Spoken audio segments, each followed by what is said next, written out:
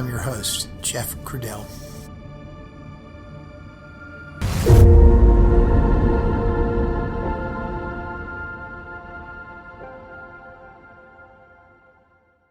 Hello, everyone, and welcome back to the podcast. Today's episode is episode 96. Once again, I owe listeners an apology for the delay in getting this latest episode published. Now, this last pause has officially been the longest pause since the beginning of the podcast. I won't bore you with the details of why. It has been a difficult period for me on a number of fronts, and I wondered when the moment would arrive again, when hope would spring eternal and I could look up from everything else in life and be granted a chance to start writing the next episode of JFK, The Enduring Secret. And more importantly, to pivot from the lighted sorrows of the day. I don't want to get all melancholy on you, but life has had its challenges for each of us, and no matter how difficult things become, I know for sure that you just have to stay at it. You just have to stay at it. I am reminded that it's not so easy to do that for everyone in this world. I'll share a local story with you that punctuates this very point. I live in a condo in South Florida, and a couple of weeks ago, a middle-aged man who lives here made his way to the catwalk on a high floor of our building and threw himself over, ending his life. He had a wife and a child, I am told.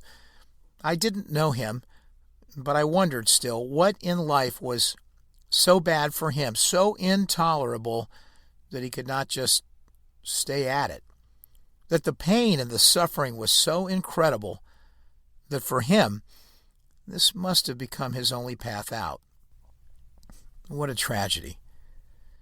It's hard for others to understand or even comprehend what fears each of us harbor privately in our own minds. But I am reminded constantly that whatever your personal circumstance, hope is one of the ingredients for all of us to abate those fears. When hope is lost, everything changes. So this little wander before we start the episode is about not losing hope. Real hope, that is, not false hope. Don't do it. Don't lose real hope. I hope each of you are staying at it, so to speak, in life. Whatever staying at it means for you personally. Something resonated with me this past week that really emphasized this point.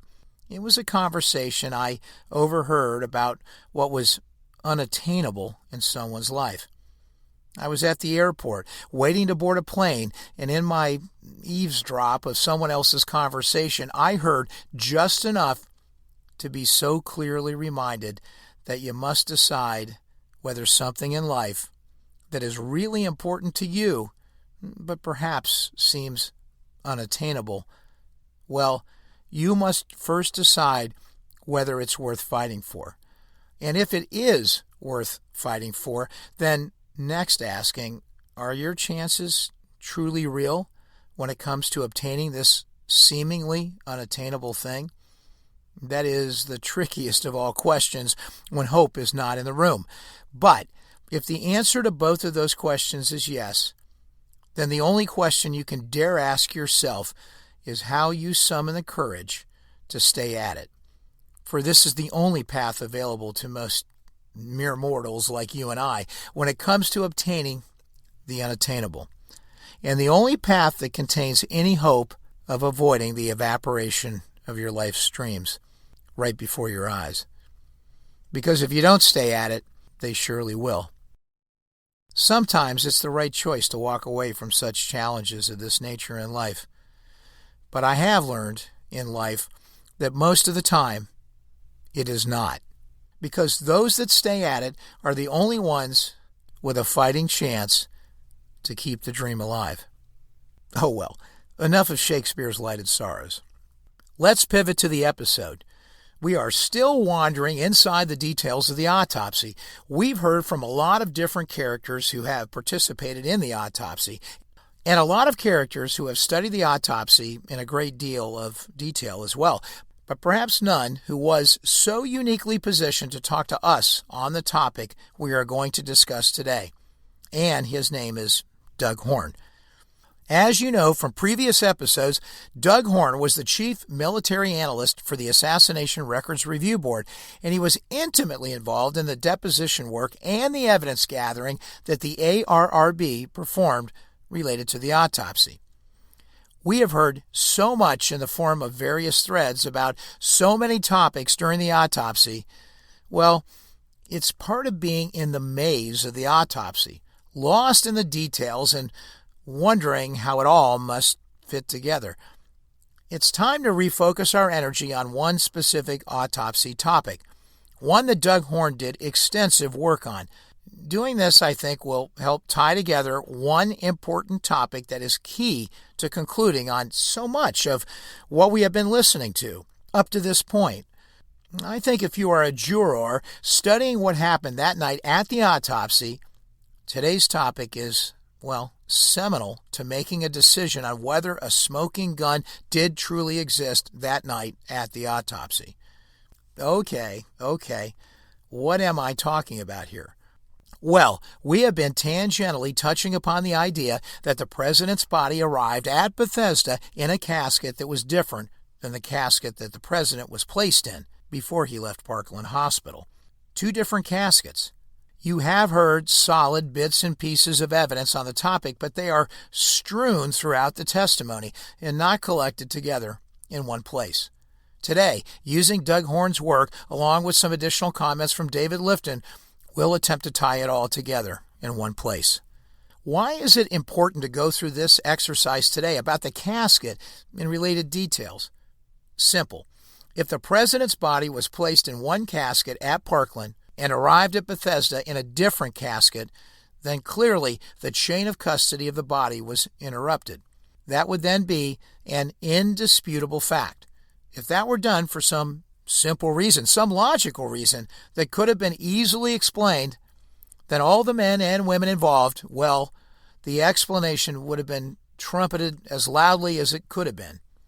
And then it would have been case closed.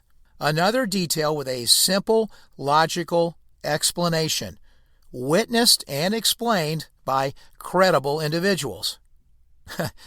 The fact is, this was not the case. There was no logical and credible witnessing of the transfer between the two caskets, and no witness testimony to explain the transfer.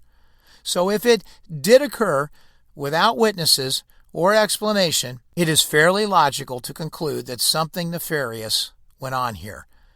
And so today is an exercise in bringing together the evidence in a way that Doug Horne presents it, a way to make that case that the facts are unequivocal, that the president left Parkland in one casket and arrived at the Bethesda morgue in another. Other important details will be revealed as well in the conclusions that Doug Horne has made, and we will share them as I narrate this episode and series of episodes based on materials inside of Horne's Volume 4 of Inside the Assassination Records Review Board. So, without further ado, let's listen to episode 96 of JFK, The Enduring Secret.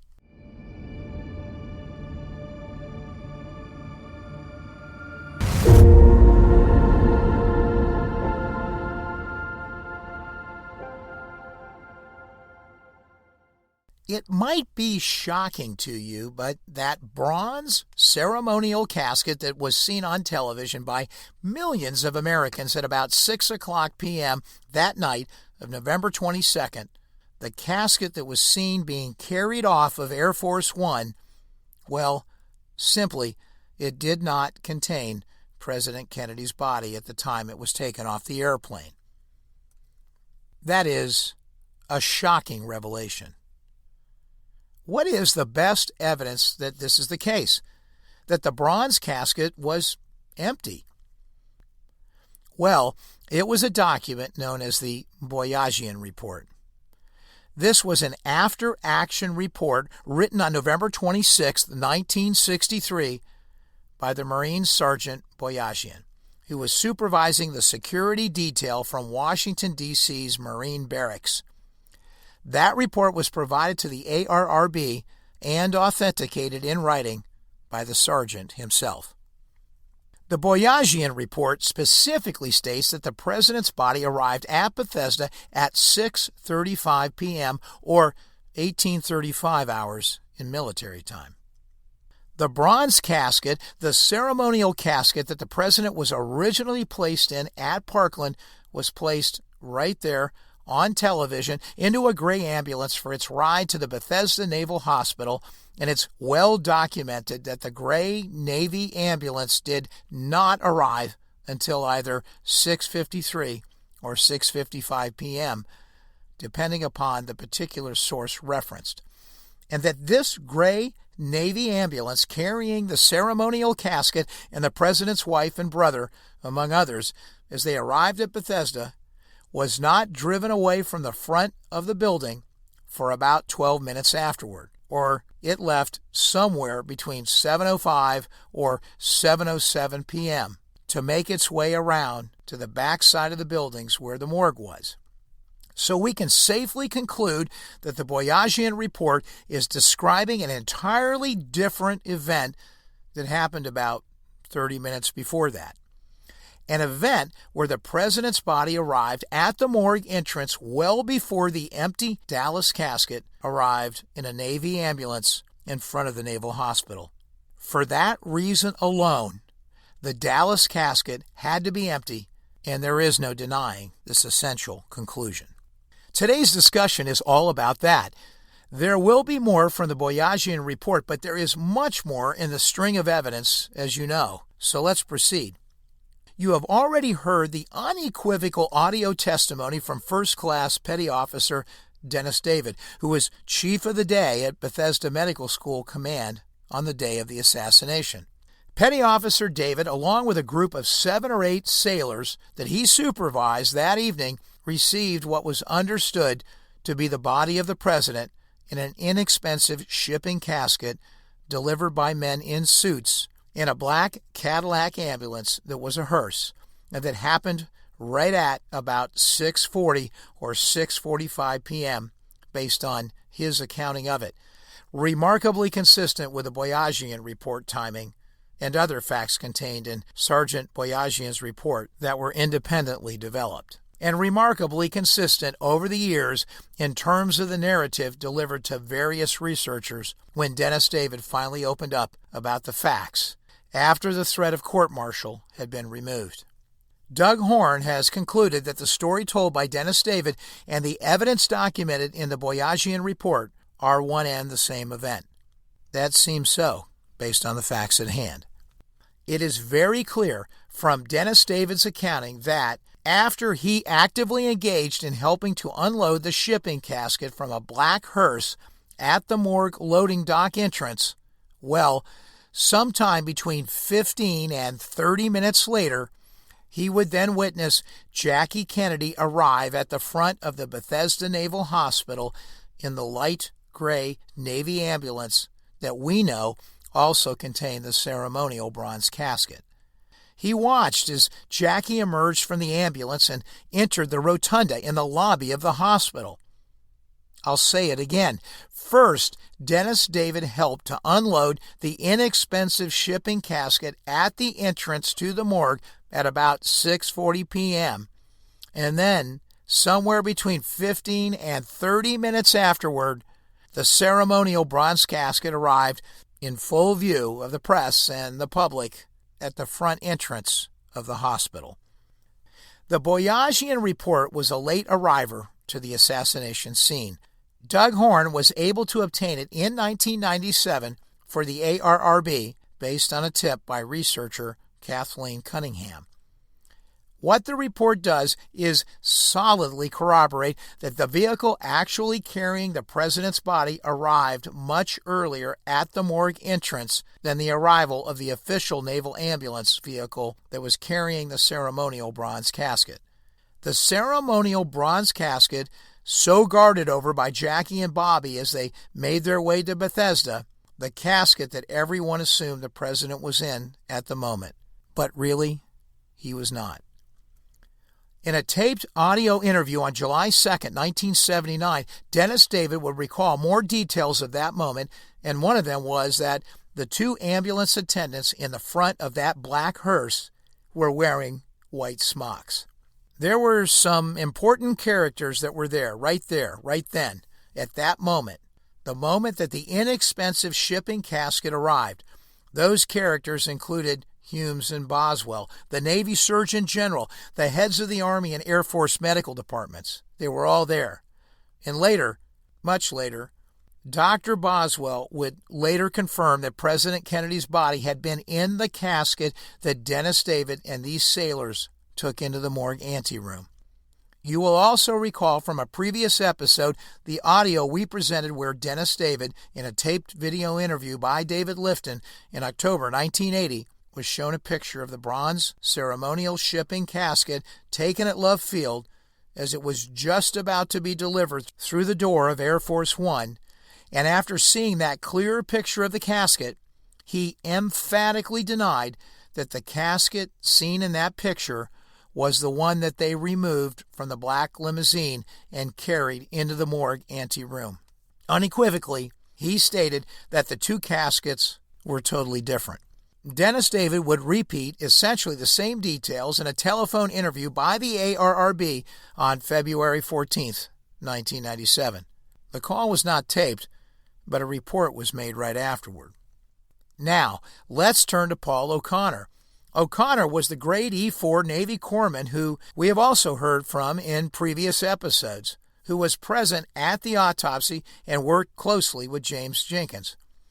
O'Connor would recall a cheap metal aluminum shipping casket that was a pinkish gray, slate-type gray, and that used head screws to secure the casket lid. He also recalled witnessing the president in a zippered black body bag as the top of the shipping casket was removed and the body itself was to be revealed. It was a zippered bag that ran all the way from the head down to the toes, and the president was nude inside the bag with a white sheet wrapped around his head. We have also introduced you to Floyd Reeby in a previous episode of JFK, The Enduring Secret. As you recall, Reeby was a grade E5 Navy corpsman, and he was a medical photography student working for John Stringer. Stringer was the official autopsy photographer, as you recall. Reeby recalled that the casket was not a viewing casket because the lid did not open halfway down, and the whole lid came off in one piece, and he also recalled the turnbuckles and the thumb screws, and he also recalled that the body was in a rubberized body bag with a zipper. He would also describe the casket as plain and gunmetal gray in color, with the lid being solidly one piece. Now, let's turn to Gerald Custer, another player in this drama that you have heard extensively from in past episodes. Custer was the X-ray technician assisting Dr. Ebersol. Custer was also one who explicitly stated during a video interview in October 1980 that Jackie Kennedy entered the main lobby of the Bethesda Hospital, and Custer witnessed that event on his way upstairs to process X-rays that he had already taken of President Kennedy's body. During a videotaped interview of Custer on July 14, 1989, Custer also recalled seeing the president's body in a body bag, and he recalled the head-to-toe zipper on the bag and also repeated that the president's body was nude. During a deposition taken by the ARRB on October 28, 1997, Custer would contradict himself on this point. His earlier 1979 and 1989 interviews with Lifton, where he said the president was not in a body bag. Custer would also point out that he saw a second casket upon returning to the morgue, and there is speculation by Horne that the second casket was the bronze shipping casket finally delivered empty to the rear of the morgue after the fact and then brought into the anteroom.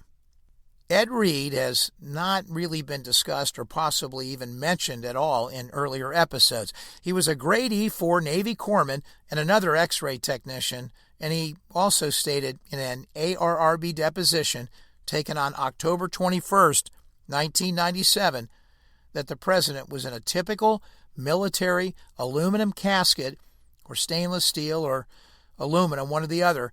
And he also remembers that the U.S. Marines were present when the casket arrived.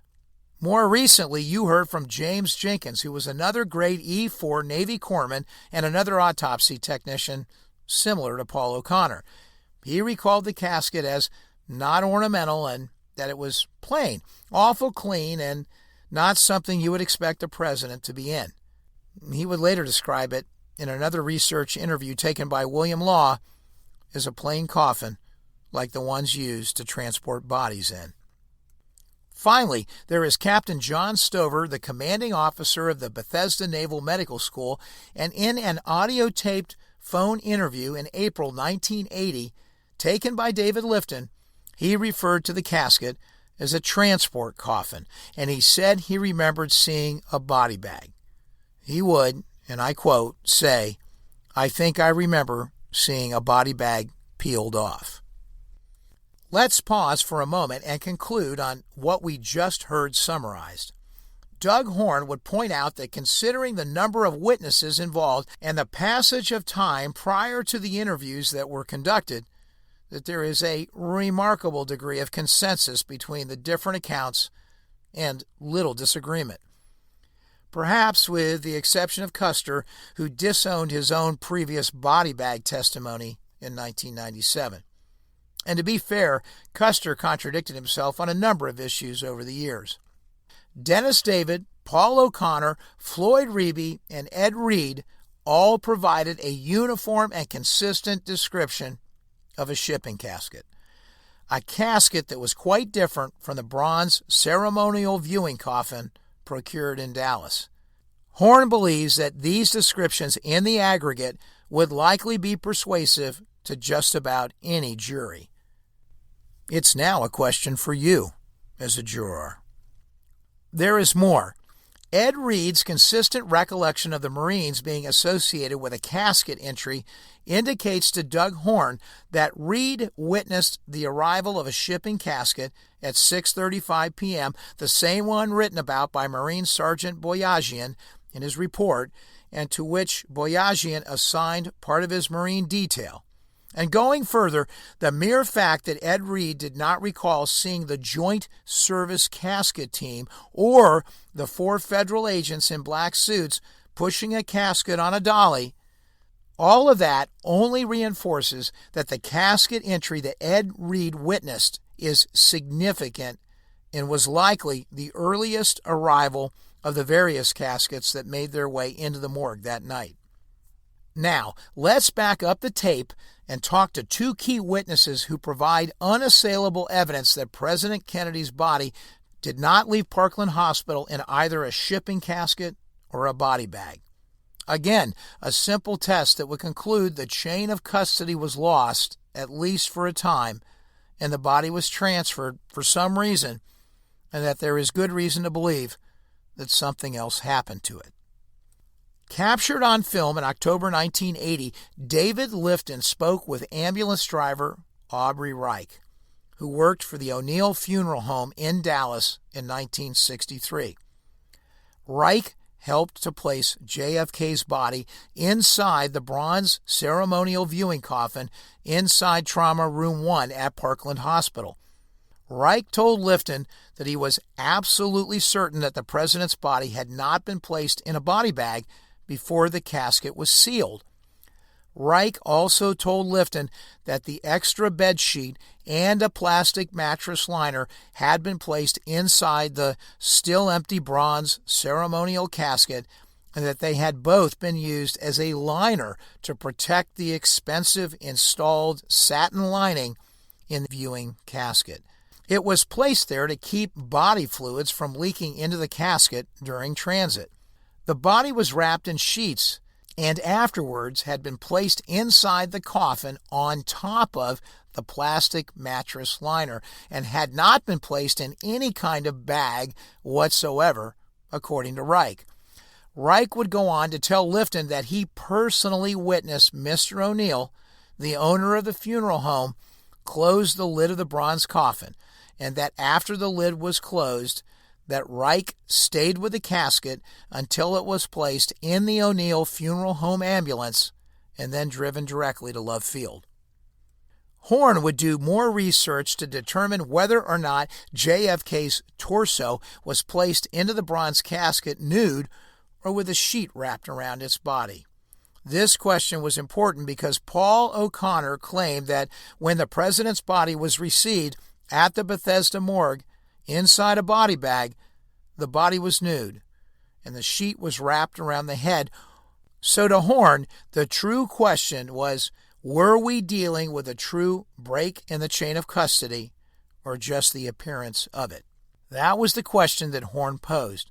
Horne would go on to review the written statements of the nurses and the medical orderlies who had washed President Kennedy's body and prepared it for transport after he was declared dead. These statements are all part of the Warren Commission Price exhibits, so named because the hospital administrator who assembled them was Mr. C.J. Price. In Price Exhibit 30, Nurse Margaret Hinchcliffe wrote that after Mrs. Kennedy and the priests left the room, Miss Beauron and myself, with the assistance of David Sanders, the orderly, prepared the body. But this was a start, and it only begged more questions. In Price Exhibit 25, the orderly David Sanders wrote, "I heard someone calling me, and it was Mrs. Nelson telling me to go to Trauma Room 1, where 2 other nurses and I undressed the president, giving his valuables to the Secret Service man. We cleaned up the president's face on the order of one of the Secret Service men. The O'Neill ambulance came with a casket, putting a plastic cover in the inside of the casket. We then put the president's body in it." In Price Exhibit number 12, Nurse Diana Beauron wrote, "Miss Hinchcliffe and myself prepared the body by removing the remaining clothes, placing them with the others, which Miss Hinchcliffe gave to a security officer. We then washed the blood from the president's face and body and covered him with a sheet. During this time, we were assisted by David Sanders, the orderly, who cleaned the floor and removed dirty instruments. After a short while, the casket arrived in which we were to place the president's body.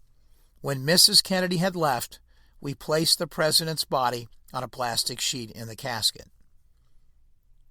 So you see, all of this made it fairly clear that the plastic sheet had been used to line the casket, but it was unclear exactly what Mrs. Beauron had meant when she wrote that they had covered him with a sheet. Was that just temporarily covering the president's body before it was placed nude in the bronze coffin? Or was JFK's body wrapped in a sheet?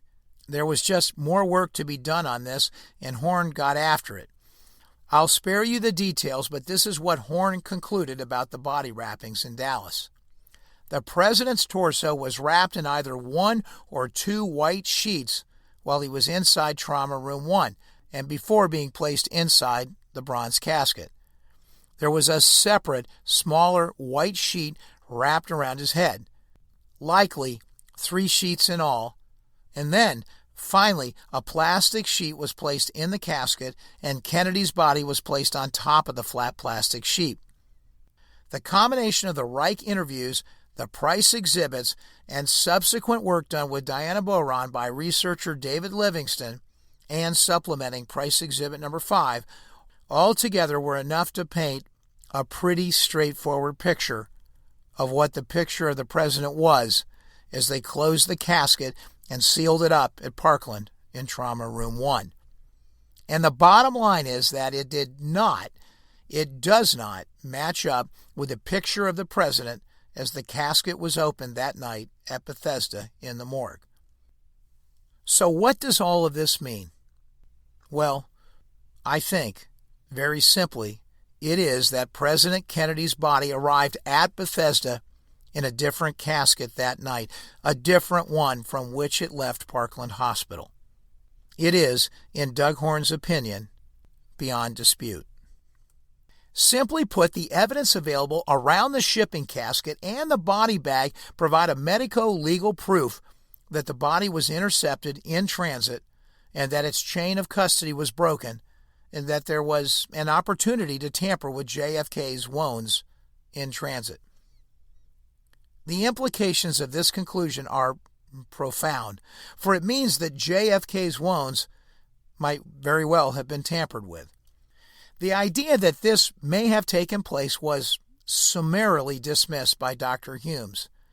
He attempted to do this in a JAMA interview which took place in May of 1992 as the controversy continued to swirl generally within the medical community itself.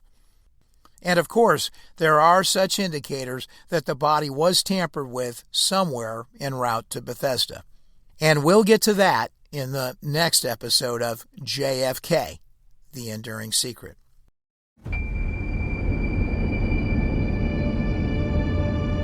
Thank you for listening to episode 96 of JFK, The Enduring Secret.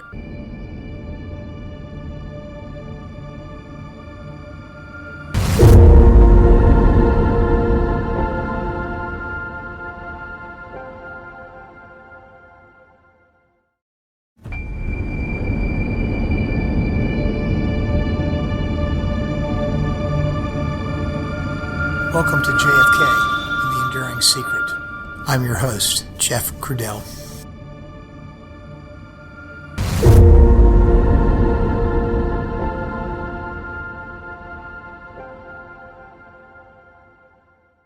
Hello, everyone, and welcome back to the podcast. Today's episode is episode 97, and it's a continuation of the subset of episodes that we began in episode 96 on the topic of multiple caskets at Bethesda and how the presence of multiple caskets and the arrival of the president at Bethesda in a different casket, different than the one he was placed in at Parkland, might have been de facto evidence that alterations to the president's body actually occurred in order to obscure the autopsy results. We have come at this topic from several different perspectives already in the autopsy series, but these particular episodes focus on the perspectives that Doug Horne put forth. Horne was the chief military analyst for the Assassination Records Review Board, and he was extensively involved in the ARRB activities associated with the autopsy. In episode 96, you hear Horne's cogent summation of the evidence and testimony related to the use of two caskets. Some of the testimony and evidence was introduced previously in other episodes, already heard, but as we said in episode 96, that testimony was strewn across the landscape. Today, we will cover the timeline that night at Bethesda as Horne sees it, and as he documented verbatim in his classic set of books entitled Inside the Assassination Records Review Board. Who knows? We might even have time to talk about the ultimate question of who might have altered the body if it occurred and where that happened and what they did and specifically what they might have been trying to accomplish. All from Horne's perspective. And to give credit where credit is due, much of the timeline that Horne sets forth in his book, Inside the Assassination Records Review Board, was inspired by the earlier work of David Lifton in his book, Best Evidence. So, without further ado, let's listen to episode 97 of JFK, The Enduring Secret.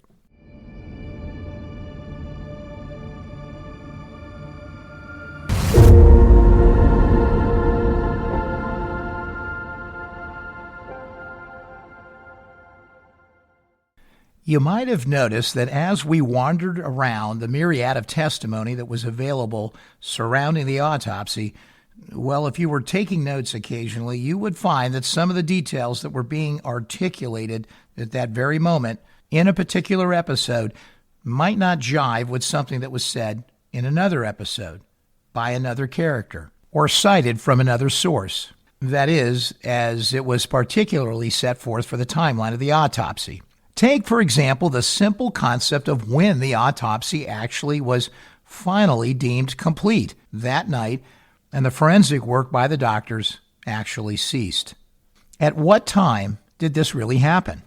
This simple timestamp creates a hard stop, and it pivots the action to the work that commenced by the Gawler Funeral Home personnel to put the president's body back together again.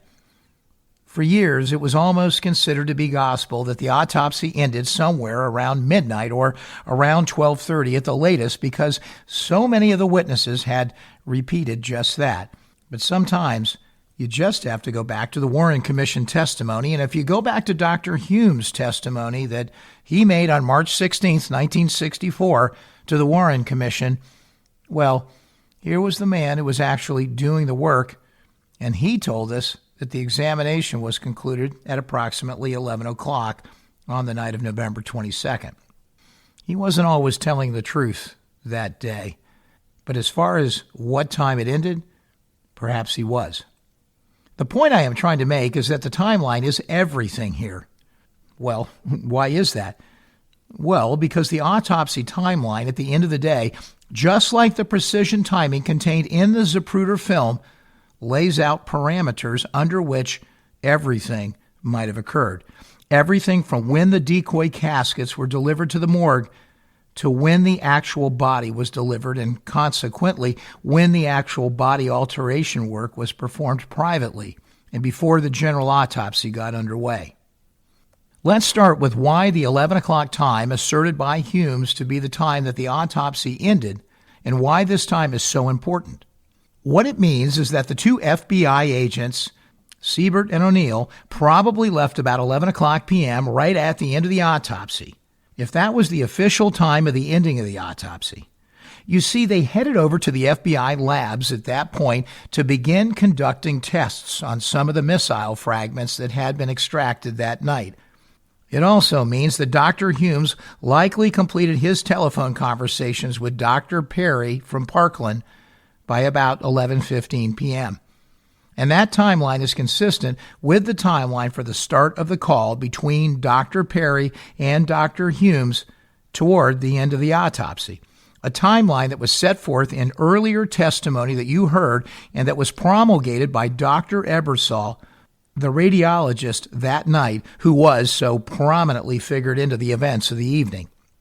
Recall that Dr. Perry was the emergency room physician at Parkland who informed Dr. Humes that there was a bullet hole right in the spot where the tracheotomy had been performed.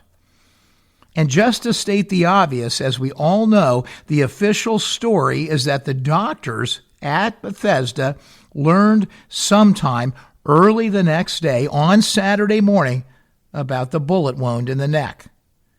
But the truth is that Humes and Boswell and Fink learned about that wound beginning around 10:30 that night, based on their call with Dr. Perry.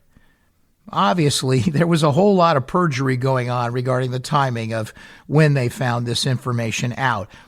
As we have stated in previous episodes, knowing this information prior to completion of the autopsy would have allowed them knowledge that should have prompted additional procedures that night when it was still possible to do that. Yet, they did not. We know that there was tremendous pressure to complete the autopsy, and we also know that there were likely nefarious forces with ulterior motives bearing down on the circumstances. And those nefarious forces had no interest in performing those additional procedures that night. And for those simple reasons, the timing of the call with Perry was conveniently repositioned in the timeline to Saturday morning rather than Friday night. It was all part of a much larger web of lies. And there was plenty of perjury to go around when Perry conveniently forgot what time that call took place. Can you imagine a surgeon at Parkland, a trauma doctor, forgetting the time of that call? No way.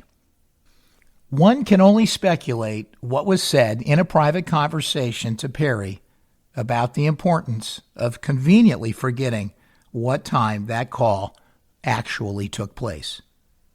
Oh well, that was a bit of a digression in some ways, but perhaps not, as this, again, all relates to the nefarious goings-on that night. behind the scenes. The three Gawlers funeral home participants filed a tripartite document which sets forth their recollections that night, and in that document they set forth the commencement and completion times of the funeral home work, which they said took place between 11:45 p.m. and 3:30 a.m.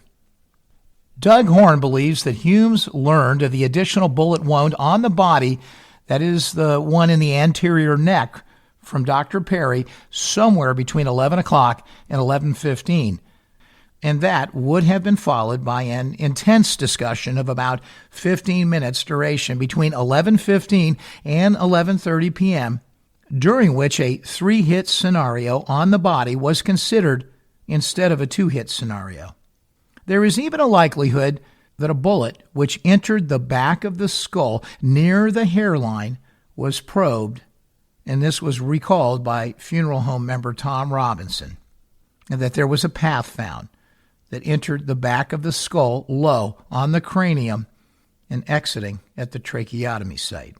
Horne speculates that photographs of this may even have been taken, but likely they would have been discarded after the 3-hit scenario was abandoned less than 24 hours later, as the discussion ensued on how to account for the bullet wound at the tracheotomy site, and a new 3-hit scenario was proclaimed, which, by the way, the 2 FBI agents never heard because they had already headed out to the FBI lab, and that is exactly what Robert Lipsey witnessed and recounted to the HSCA staff, including a series of misleading photographs incorporating the low and the high man-made punctures in the temporarily rearranged scalp, which obscured the exit defect in the rear of the head.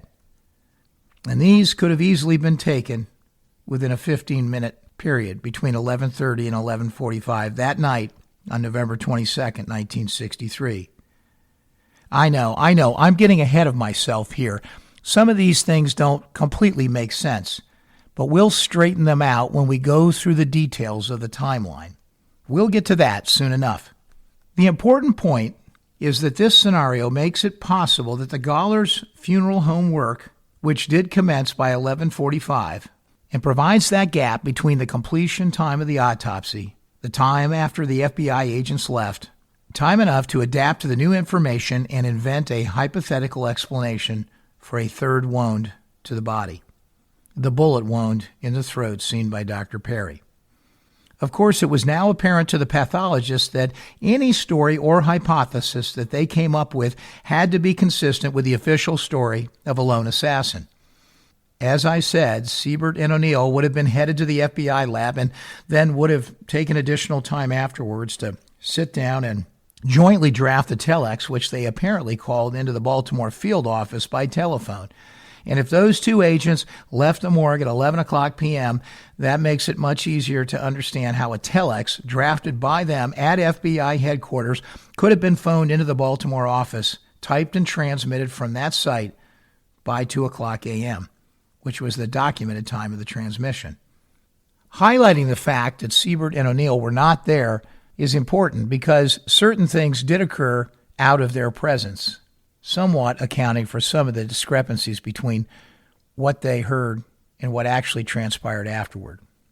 Now, let's turn to the slippery testimony of Dr. Humes and the likely point that we have mentioned earlier, that he committed perjury during his testimony to the Warren Commission, and it starts with his testimony of when the president's body actually arrived at the morgue. In his testimony to the Warren Commission, Humes specifically stated that the president's body was received at 25 minutes before 8, an odd way to say it, or 7:35 p.m., and that the autopsy began at approximately 8 o'clock p.m. that evening. As we already know, the timeline and testimony of others refutes the idea that the body arrived at 7:35 p.m. Simply, it arrived approximately 1 hour earlier. His testimony deliberately created a deception of about 1 hour in the timeline, a deception of 1 hour related to the actual time that the body arrived at the morgue. It was a deception that was made because of what actually happened during that 1 hour time frame. You may recall that John Stringer, who was the official autopsy photographer, told the ARRB in May of 1996 in his own deposition transcript that skull x-rays were taken almost immediately and that they had to develop them and bring them back to the morgue. Horne believes that those skull x-rays were not taken until after the clandestine post-mortem surgery of the head was completed. And on Horne's timeline, it puts those skull x-rays taking place between 7:15 and 7:30 p.m., allowing about 30 minutes for developing the 5 skull x-rays, which would have meant that they were returned to the morgue for a reading between about 7:45 and 8 o'clock p.m., just in time for Dr. Humes to call Dr. Fink and ask him to participate, and allow Fink then time to arrive at just around 8:30 p.m. There is one more important character to introduce here now, and it's Robert Knudsen, the White House photographer, who Horne believes took certain series of autopsy photos. And you'll hear more about that in the timeline when we introduce it. Horne believes that someone took autopsy photos that were taken immediately after the clandestine craniotomy, a procedure that was completed prior to the official start of the autopsy. Again, you'll hear more about that in the official timeline once we get started. It was a procedure which enlarged the head defect. Horne believes that certain pictures taken show the head brace and the Bethesda towel that were not present in later photographs taken by Stringer. Stringer's ARRB testimony indicates that there was a delay of at least 1 hour between the time when the body arrived, and for this purpose, think 6:35 p.m., a delay in time before Stringer began taking photographs, and also that x-rays were also taken before he took photographs of President Kennedy. The 6:35 p.m. arrival, then, of the president's body at the morgue is consistent with Stringer's account of his beginning his duties after the ceremonial bronze casket opening at 8 o'clock p.m. Stringer's testimony contradicts what Humes told Spector and the Warren Commission about the time of the arrival of the body. Years later, after the Boyajian report and its timeline showing a definite 6:35 p.m. arrival of the casket was made public, and Stringer's testimony was also made public, that Humes would then finally be exposed and change that testimony as he discussed it with the ARRB. Now with his lie to the Warren Commission about the arrival time of the body finally exposed, Humes would, in testimony to the ARRB, he would now place the arrival at around 7. Now quoting a time that was much closer to the time that the newly discovered Boyajian report indicated, and also the timing revealed by then of Stringer's account, but also giving him some level of plausible denial that there wasn't enough time to perform such a clandestine procedure. That remaining 25-minute difference was critical, the time between 6:35 and 7. But regardless, all of the evidence was now available to refute the original accounting that Humes had given the Warren Commission. Was it an innocent faux pas by Humes, this missing hour? Horne doesn't think so. He believes it was a deliberate deception by Humes to obscure the 1 hour time frame in which this most nefarious act took place. The craniotomy that was meant to obscure the bullet wounds to the president's head and eliminate as much as they could of any evidence that would suggest anything other than a lone gunman firing from the rear. Humes said that a series of both photographs and x-rays were taken during the first 25 minutes after the body arrived. However, Stringer recalled a delay of over an hour before they finally got to work. So you see, Stringer took no photographs until after 8 o'clock p.m. Floyd Reeby, who was the photography student who took many photographs that night and was assisting Stringer, indicates that he arrived to join Stringer at around 8 o'clock p.m. that night, and his testimony also corroborates that work to begin taking photographs began around 8 o'clock p.m. as well. So again, the photos that were taken, likely taken during that 6:45 to 7:15 p.m. time frame. So again, there were photos taken, likely taken, during that 6:45 to 7:15 p.m. time frame. Photos that so nefariously supported the work of nefarious forces. So with all of this in the backdrop, and some of it probably still fuzzy, let's review in detail Horne's timeline starting from the very beginning. At 6:35 p.m., a shipping casket with President Kennedy's body inside, encased in a zippered, rubberized body bag and nude with only the head wrapped in a sheet, arrives at the morgue loading dock in a black Cadillac ambulance that is a hearse provided by the Gaulers Funeral Home. It is unclear whether the Gaulers picked up the president's body at Andrews Air Force Base and simply drove extremely fast in order to arrive at Bethesda prior to the Andrews motorcade, or whether JFK's body was helicoptered to the grounds of Bethesda and was introduced to the hearse after landing on the Bethesda grounds behind the hospital, that is, perhaps in the Officers Club parking lot.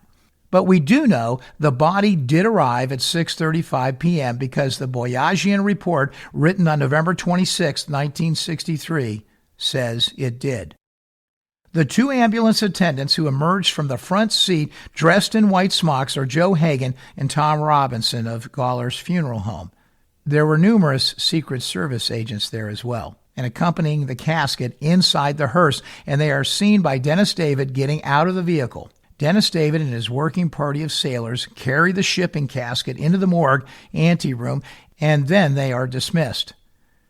Witnesses who definitely observed the arrival of the shipping casket and initially see it opened are Paul O'Connor, James Jenkins, John Stringer, Floyd Reeby, Gerald Custer, Ed Reed, Captain John Stover, Dr. Humes, Dr. Boswell, and Navy Surgeon General Edward Kenny.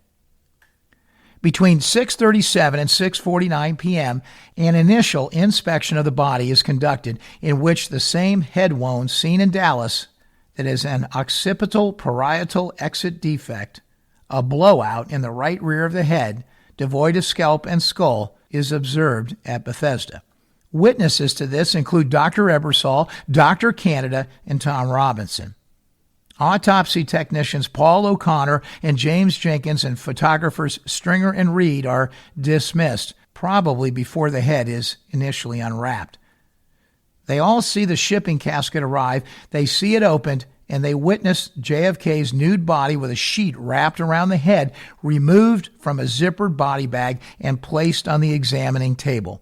Stringer claimed that he only saw a bronze casket in a body wrapped in sheets when testified before the ARRB, but Horne is confident that Stringer saw these things, and he is confident about that because Stringer's assistant, Floyd Reeby, did see them, and he said so. And he believes that Stringer saw them too, but he chose not to recall a shipping casket or a body bag at his deposition to avoid being involved in an unpleasant controversy. Joe Hagan and Tom Robinson, who were not perceived as a threat since they were participants in the early arrival, are allowed to stay. Horne believes that someone else besides Stringer took the early photographs of the actual wounds, which are seen days after the autopsy by both Dennis David and Joe O'Donnell. Those photographs were likely taken by Robert Knudsen. Knudsen told his son that he rode to Bethesda in the Andrews motorcade. If that was true, and if he therefore did not arrive at the hospital until 6:55 p.m., then based upon Horne's timeline, Knudsen actually could not have taken the very early initial photos showing the entrance wound in the upper right forehead, which Dennis David and Joe O'Donnell have recalled seeing. Someone else must have done it. Those early photos show an entrance wound in the upper right forehead.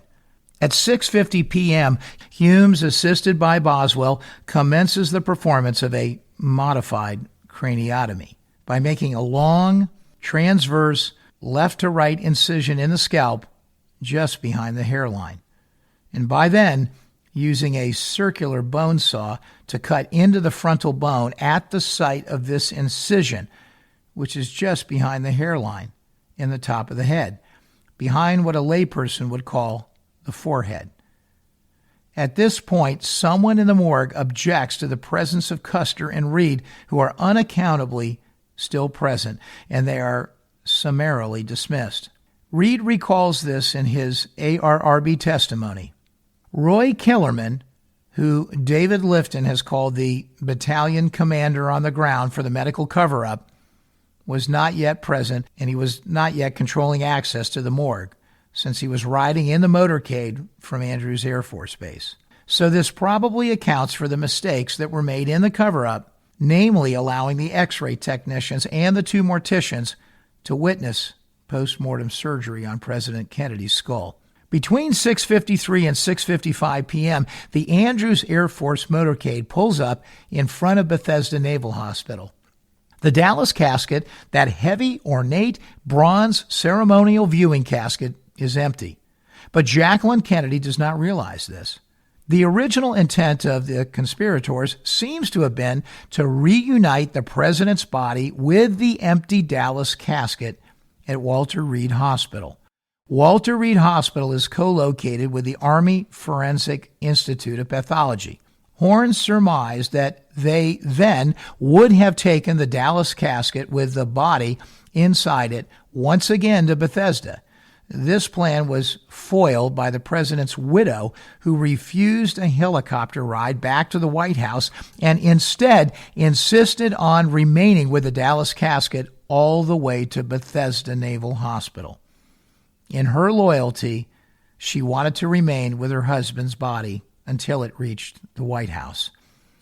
This decision of hers, which no one could countermand, created a major problem for those in charge of the cover-up, who had been planning to quietly reintroduce JFK's body into the Dallas casket at Walter Reed. It not only created unwanted witnesses to the multiple casket entries at Bethesda and to the broken chain of custody for the body, but there are still indicators in the documentary record today of this original plan to go to Walter Reed and the original intent of those managing the cover-up. LBJ's secretary on board Air Force One took notes that indicated that the body was going to Walter Reed. And there is an official United States Air Force Command history of Andrews Air Force Base that states that President Kennedy's body was transported to Walter Reed after Air Force One landed. But that doesn't mean that these things happened. Rather, these entries are a reflection of the original plans that were in place and known by others that night, up until the time that Jackie Kennedy upset the apple cart of those in charge of the cover-up by deciding to remain with the Dallas casket. Horne's 1997 ARRB interview with Dr. Dick Davis, who was the acting head of neuropathology at the Armed Forces Institute of Pathology, documents the fact that even though he was set up and prepared to conduct a craniotomy at the Air Force Institute of Pathology, the body never arrived at the Walter Reed compound. At 6:56 p.m., Gerald Custer, on his way to an elevator that will take him upstairs to the 4th floor X-ray department, escorted by a Secret Service agent, sees Jackie Kennedy enter the Bethesda lobby. Dennis David from a 2nd floor office also cites the entry of the president's widow. Custer and Reed have not yet taken any X-rays. Years later, in 1979 and 1980, when interviewed by David Lifton, Custer correctly remembers seeing Jackie Kennedy enter the hospital after the president arrived, but incorrectly recalls that he had already taken some X-rays at this point, and that was probably because the technicians made so many trips upstairs that night to develop films. This mistake is probably understandable 16 years after the fact. Between 6:56 and 7 o'clock p.m., Tom Robinson witnesses the doctors removing significant portions of the rear end top of the president's skull with a saw to gain access to the brain. And Robinson later recalls this vividly and matter-of-factly to the ARRB in 1996. Robinson also witnesses numerous bullet fragments removed from the brain, which he recalls for both the HSCA and the ARRB. Horne has concluded that Humes surgically removed evidence of a bullet entry from a very high up location in the right forehead, above the right eye, leaving evidence that this illicit post-mortem surgery in the form of an ugly, bright red incision high in the right forehead was present as they begun the regular autopsy and which no one recalls seeing in Dallas at Parkland Hospital. Humes also removed significant portions of brain tissue from the forebrain to eliminate any evidence of a bullet track which would prove there was a shot from the front. He removed at least 10 bullet fragments from the brain, according to Tom Robinson, and at least 4 of them were large enough to warrant a receipt being prepared, as observed by Dennis David. A bullet may also have been removed from right behind the right ear, based on the FBI headquarters memo written that night of the autopsy and set forth by Alan Belmont to the number 2 in command at the FBI, Clyde Tolson. At 7:05 p.m., Robert Knudsen takes a quick series of autopsy photos showing JFK's head supported by a metal head brace with a Bethesda Naval Hospital towel underneath the head brace, a towel which displayed a blue stripe. These photos, which constitute over half of the photos in the autopsy collection, are intended to misrepresent the results of the post-mortem surgery conducted by Humes as damage caused by an assassin's bullet, namely a large fictional exit defect in the right temporal parietal region. The intentional positioning of the president's head in the metal stirrup is intended to hide the original occipital defect in the rear of the skull, and succeeds brilliantly in doing so. Immediately afterwards, the head brace is disassembled and the towel discarded, and they are never seen again that night during the autopsy. At 7:07 p.m., the gray Navy ambulance containing the empty Dallas casket, after not moving outside the front of Bethesda Naval Hospital, not moving for 12 minutes, is now seen driving around to the morgue loading dock. Secret Service agent William Greer, the driver of the gray Navy ambulance, and yes, also the driver of the presidential limousine in Dallas, follows Siebert and O'Neill of the FBI because they know where the morgue is located. Between 7:10 and 7:20 p.m., Custer and Reed, who were recalled from the 4th floor after an absence of only about 15 minutes, take a series of 5 skull x-rays depicting an enormous frontoparietal temporal occipital wound in the skull, and then take them upstairs for developing, which takes about 30 minutes. At about 7:17 p.m., Secret Service agent Roy Kellerman, who had entered Bethesda through the front entrance as soon as the Andrews motorcade arrived, meets the Dallas casket at the morgue loading dock, and he, Greer, Siebert, and O'Neill remove it from the Navy ambulance and transport it to the morgue anteroom using a wheeled dolly, a common conveyance used to transport caskets. FBI agents Siebert and O'Neill, who do not know the Dallas casket is empty, and who also do not know that x-rays of the president's skull are being taken inside the morgue proper at that very moment, are denied entry to the morgue by Roy Kellerman, no doubt creating serious consternation on their part, since their mission was to stay with the body and collect all ballistics and firearms evidence, that is, bullets and bullet fragments that were removed from the body.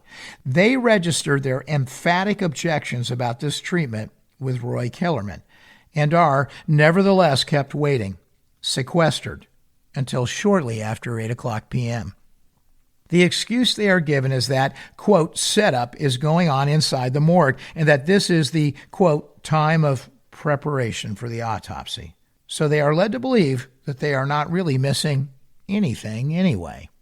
At 7:30 p.m., Joe Gawler, the owner of the funeral home, and John Van Hosen of Gawler's arrive, and they are kept waiting in the morgue anteroom.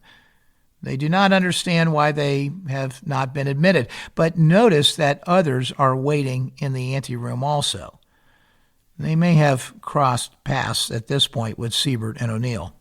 Somewhere in this general time frame, but with the exact time unknown, Tom Robinson witnesses the president's body removed from the morgue and is told that the autopsy is being moved to another location temporarily.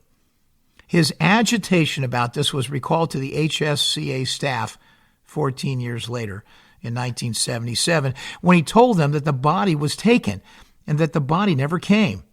Unknown to him now that the clandestine surgery on the president's body has been completed and the photographs and x-rays documenting those altered wounds have been taken, JFK's body has been rewrapped to mimic its appearance when it left Parkland, with a sheet around the body and another sheet around the head, reunited with the Dallas casket, and the bronze casket is being rushed outside to a gray Navy ambulance.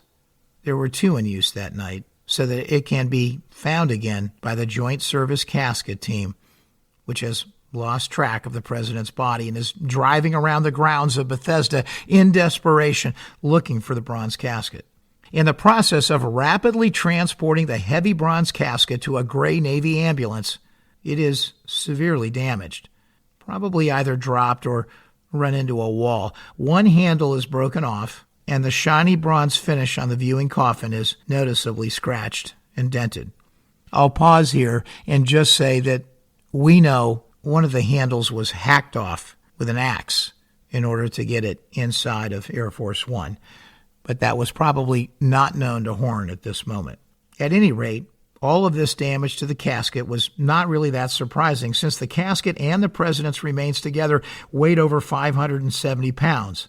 And the persons transporting it, almost certainly Secret Service agents, were not accustomed to handling an object of this mass. United States Air Force Brigadier General Godfrey McHugh, President Kennedy's Air Force aide, did not notice the damage to the casket on Air Force One and saw it for the first time at 8 o'clock p.m. when he tried to help the Joint Service Casket Team carry the casket up the steps of the morgue loading dock. At about 7:50 p.m., X-ray technicians Gerald Custer and Ed Reed bring the 5 developed skull X-rays back to the morgue to be read by Humes, Boswell, and Ebersol. Following discussion of the skull X-rays with his colleagues, Humes calls Dr. Fink at his home at about 8 o'clock p.m., based on the Blumberg report, and Humes asks Fink to assist him with the autopsy on President Kennedy. Humes tells Fink that he already has a good set of head films. Custer and Reed are dismissed and sequestered so that they do not witness the entry of the Dallas casket at 8 o'clock p.m.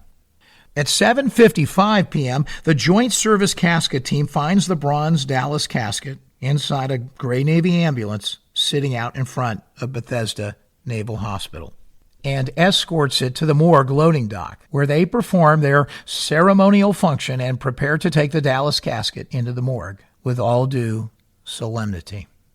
At 8 o'clock p.m., the casket team, supervised by Lieutenant Byrd from Fort Myer, performs its official function and takes the Dallas casket into the morgue, sitting it down next to an examination table.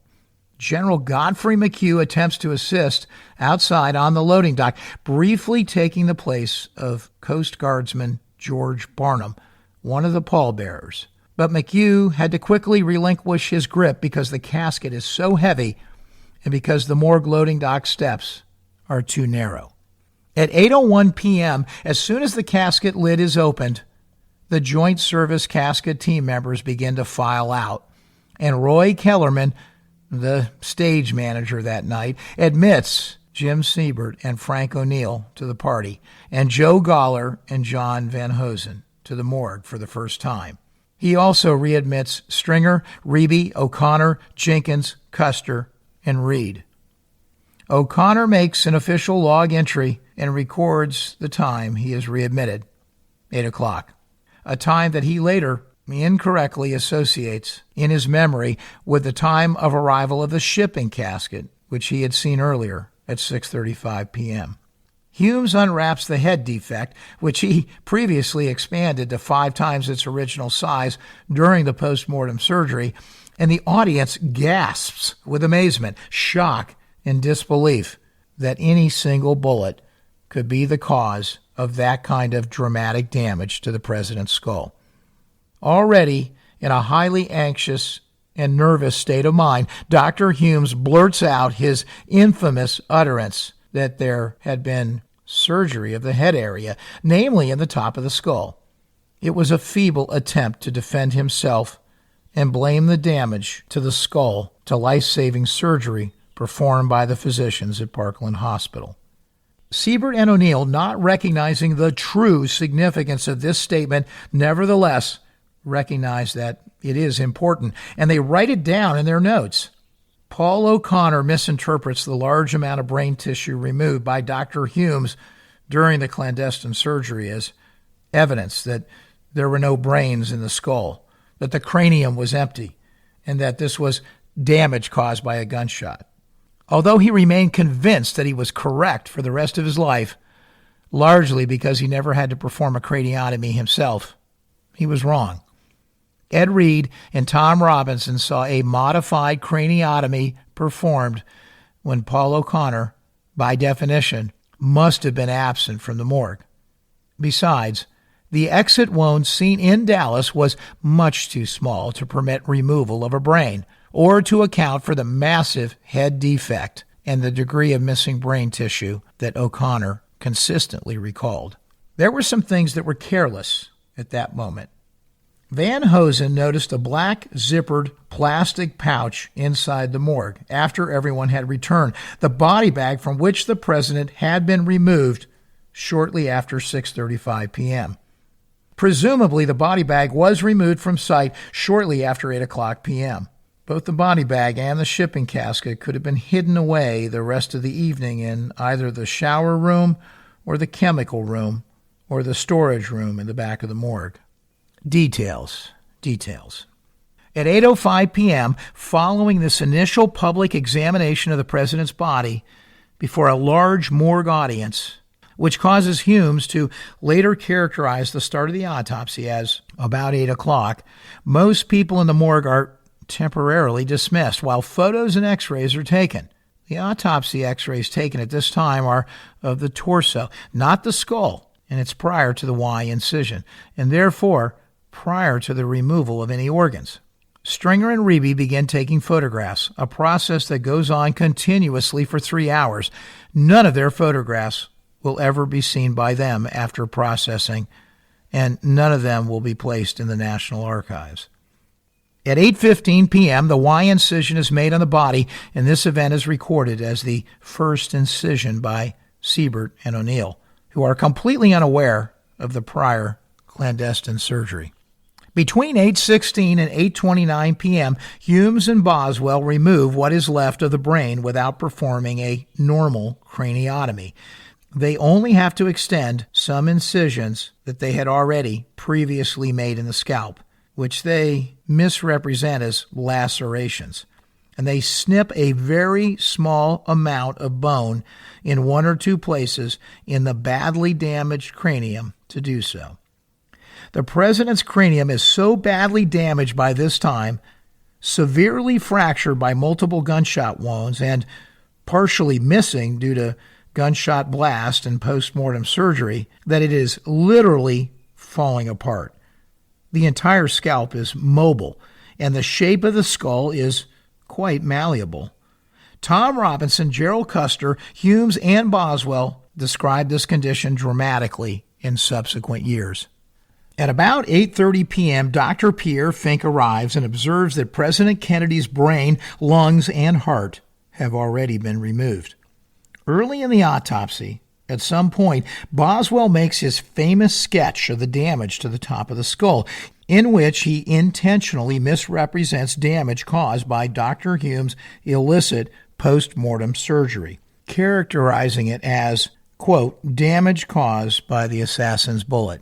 Then, in an exactly unknown time moment, as the evening progresses, in response to Dr. Fink's unremitting search for evidence in the skull of a bullet's entry and exit, Roy Kellerman reintroduces into the morgue 3 fragments of skull that had previously been removed during the post-mortem surgery by Dr. Humes prior to the start of the autopsy. The middle-sized of the 3 fragments of skull bone completes the circumference of the entry wound in the posterior skull, and the largest of the 3 fragments, measuring about 6.5 by 10 centimeters, contains a semicircular beveled notch in the outer table of the skull, which is misrepresented by Humes and Boswell to Fink as representing the exit wound in the right parietal region.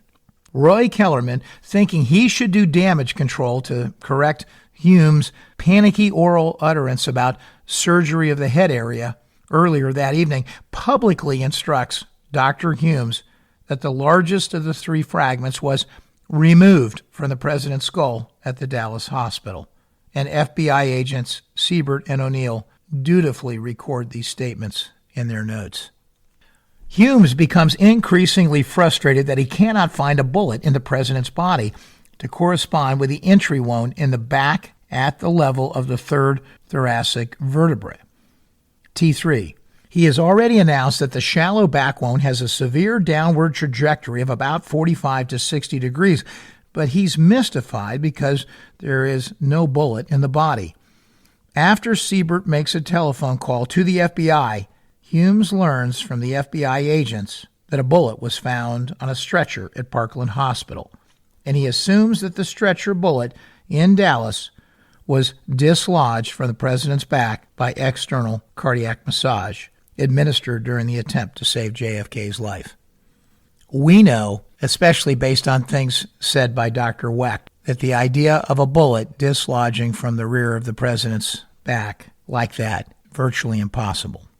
Somewhere between 10:45 and 11 o'clock p.m., James Humes, chief prosector, makes a grand public statement for the benefit of the FBI and the morgue audience that the pattern was now clear. President Kennedy was killed by 2 shots from behind.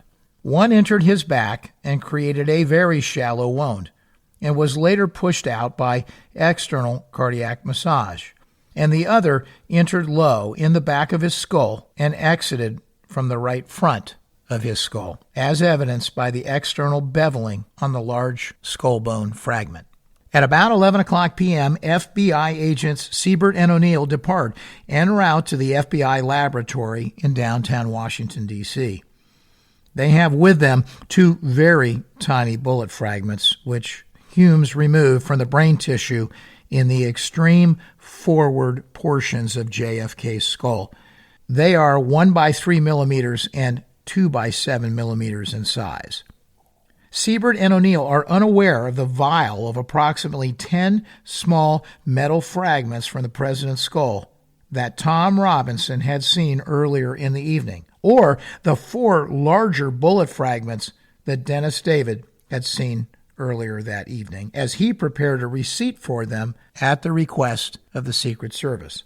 Dennis David told David Lifton about these 4 fragments and the receipt in 1979 and repeated the account to the ARRB in 1997. Stringer and Reeby break down their equipment and leave the morgue. Stringer in 1996 had a vague recollection that someone in the morgue did call Dallas during the autopsy, because this telephone call was transpiring while Stringer and Reeby were still in the morgue, disassembling their gear. At about 11:05, there was telephonic contact established between Humes and Dr. Perry in Dallas, probably in an attempt by Humes to ask if Perry knew anything about the stretcher bullet and whether it came from the body of the president. The call was probably initiated by a Secret Service agent and then taken by Humes after Perry was on the phone. Unexpectedly, Humes became aware by talking to Perry that there was a bullet wound in the anterior neck, in the throat, a wound that had all the appearances in Dallas of a wound of entry. Prior to this, he had not considered the gaping wound in the throat to be anything more than a sloppy tracheotomy. It is this phone call that turned the autopsy on its head and forced Humes to come up with a 3-shot scenario that accounted for 3 bullets hitting the body, from behind, of course, and abandoned the 2-shot scenario publicly dictated before the FBI prior to the departure of Siebert and O'Neill. It is at this point that Humes' superiors intervene, probably in a rather heavy-handed way, and remind him that an entrance wound in the throat is unacceptable, and it is his job to suppress evidence of bullet wounds inflicted from in front of the limousine, if he is to help hide the fact that there was an international communist conspiracy and thereby help prevent World War III. In this manner, the fraudulent explanation, which we now know as the Lipsy bullet number 2, is invented, postulating that a bullet entering extremely low in the back of the head exited from the front of the throat, and that Dr. Perry later performed a rather sloppy tracheostomy at the site of this exit wound in the throat, obliterating it in the process. Richard Lipsy, the aide to General Wheel, who was the commanding officer of the military district of Washington, overhears this new 3-hit scenario expounded upon by Humes and his superiors and commits it to memory. Roy Kellerman initially became so upset about Hume's discovery of the throat wound, evidence of a shot from the front, that Dr. Boswell recalled to the HSCA staff 14 years later that the pathologists had gotten themselves in Dutch with the Secret Service over the throat wound. This is an interesting side note that Kellerman had even invented fabrications about the president's speech and gestures during the shooting in an apparent attempt to persuade the FBI that JFK did not have a bullet wound in his throat and that he only had one in his back. Boswell performed his part in the cover-up in ensuing years by recalling for both the HSCA and the ARRB that the pathologists did indeed know that there was an exit wound in the throat at the autopsy. One indication of the cover-up's poor management is that Humes and Fink, in contrast, always insisted that the conclusions that there was an exit wound in the throat was an inference not reached until mid-morning on Saturday, after the Saturday call from Humes to Perry. Between 11:30 and 11:45, Robert Knudsen is brought back to the morgue by Roy Kellerman to take the series of misleading photographs that we are all so familiar with today, showing the back of the head apparently intact, a high back wound in the posterior thorax, and 2 punctures in the scalp in the back of the skull, a high red spot and a low white one, actually a pink spot. Unfortunately for the cover-up, he also photographs a close-up shot of a semicircular notch in the bone in the posterior skull, which is actually evidence of a bullet's exit in the back of the head. It is this photo that would later be carelessly and mistakenly included in the official collection without the foreknowledge of Dr. Humes or the other pathologists, which explains why they did not mention this damage in the autopsy report and why Humes denied that such damage existed in his Warren Commission testimony. At about 11:45 p.m. and continuing through about 3:30 a.m., the Gawler's team of Joe Hagan, Ed Strobel, Tom Robinson, and Joe Van Hosen performed its assigned tasks, first embalming the body arterially, then reconstructing the torso and the skull, and finally applying restorative art to the president's head and face and dressing the body. Late in this process, Robert Knudsen is ordered to take a series of sanitized post-mortem images of the cleaned-up body in the event they are needed for public relations purposes. One of these photos documents that there was still an occipital defect in the back of the head. Even after the Gawler's team finished its work, another image unaccountably recorded an intact brain, not belonging to President Kennedy, outside of his body, alongside the restored, reconstructed head and torso. These images were never placed in the official autopsy collection, but Sandra Spencer, the ARRB's most credible deposition witness, remembered making prints of them for distribution and so testified to that effect to the ARRB in 1997. At about 3:45 a.m., the work on the president was finished.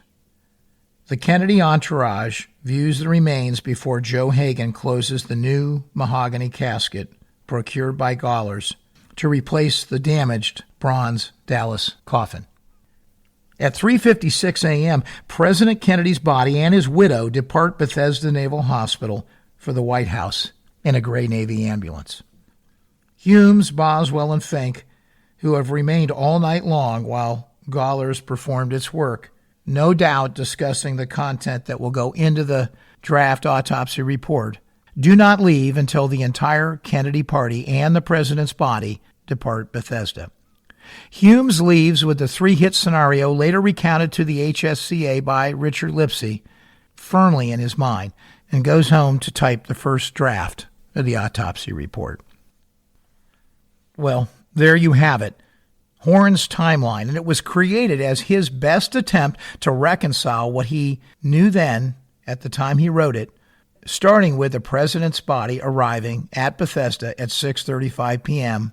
and ending at the time that the autopsy really concluded, at 11 o'clock.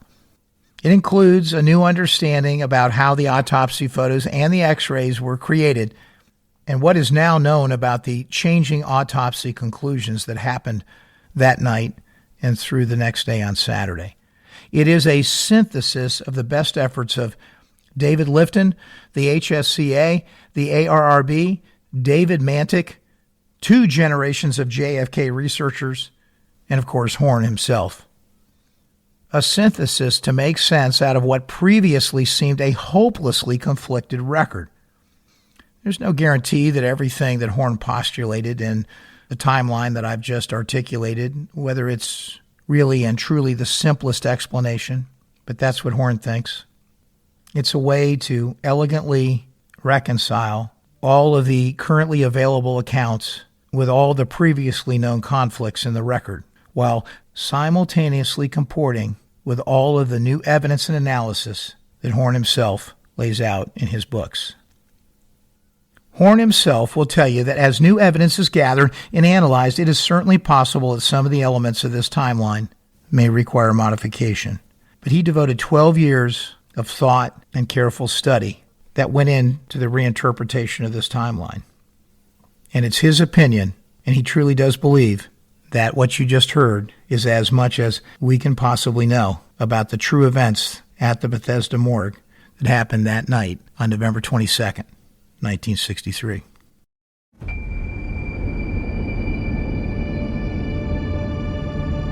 Thank you for listening to episode 97 of JFK, The Enduring Secret.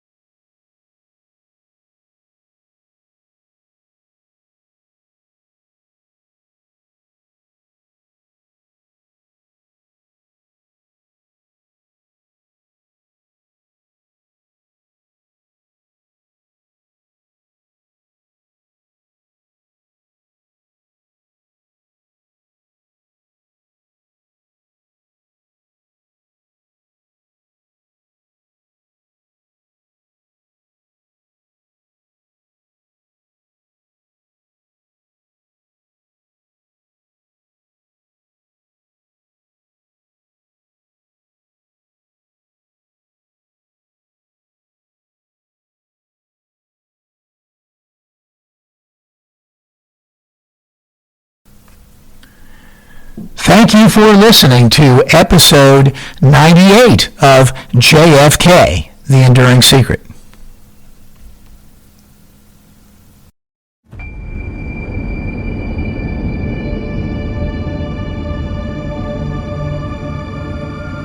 Welcome to JFK, The Enduring Secret. I'm your host, Jeff Crudell.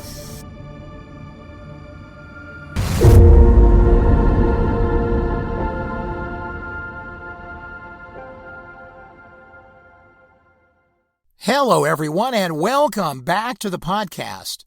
Today's episode is episode 98, and I believe that my informal count tags it as the 33rd autopsy episode in the autopsy series. Wow. It's been a marathon of sorts, hasn't it? And what I am about to say next may excite you even more. Episode 98 and 99 will be the last couple of episodes on the autopsy. We'll close this chapter and say goodbye to the topic and head west to the Golden Gate.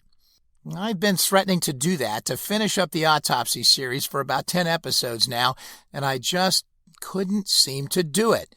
We covered a lot of ground in the autopsy, but not all of it. There were a few witnesses that we left out, some really good ones too. Tom Robinson from Gawler's Funeral Home, Sandra Spencer, the photolab technician who printed and saw autopsy pictures that clearly weren't in the autopsy collection. This area of the story is so rich that you can continue to pull on a string, almost any of the loose strings of the autopsy, and you will eventually have, well, your own ball of cotton. But we covered enough ground for sure. And in the last episode that you just listened to, listening to Doug Horne's anthology and timeline of what he believes happened, well, I hope that helped you to summarize it all and put it all in proper context in your mind. And maybe some or most, if not all, of Horne's rendition is what truly happened. Well, if that version of the truth is anything close to what truly happened that night, may God help us all. You just can't write this stuff. That story was fantastic enough without the mention of a nefarious act by a Secret Service agent.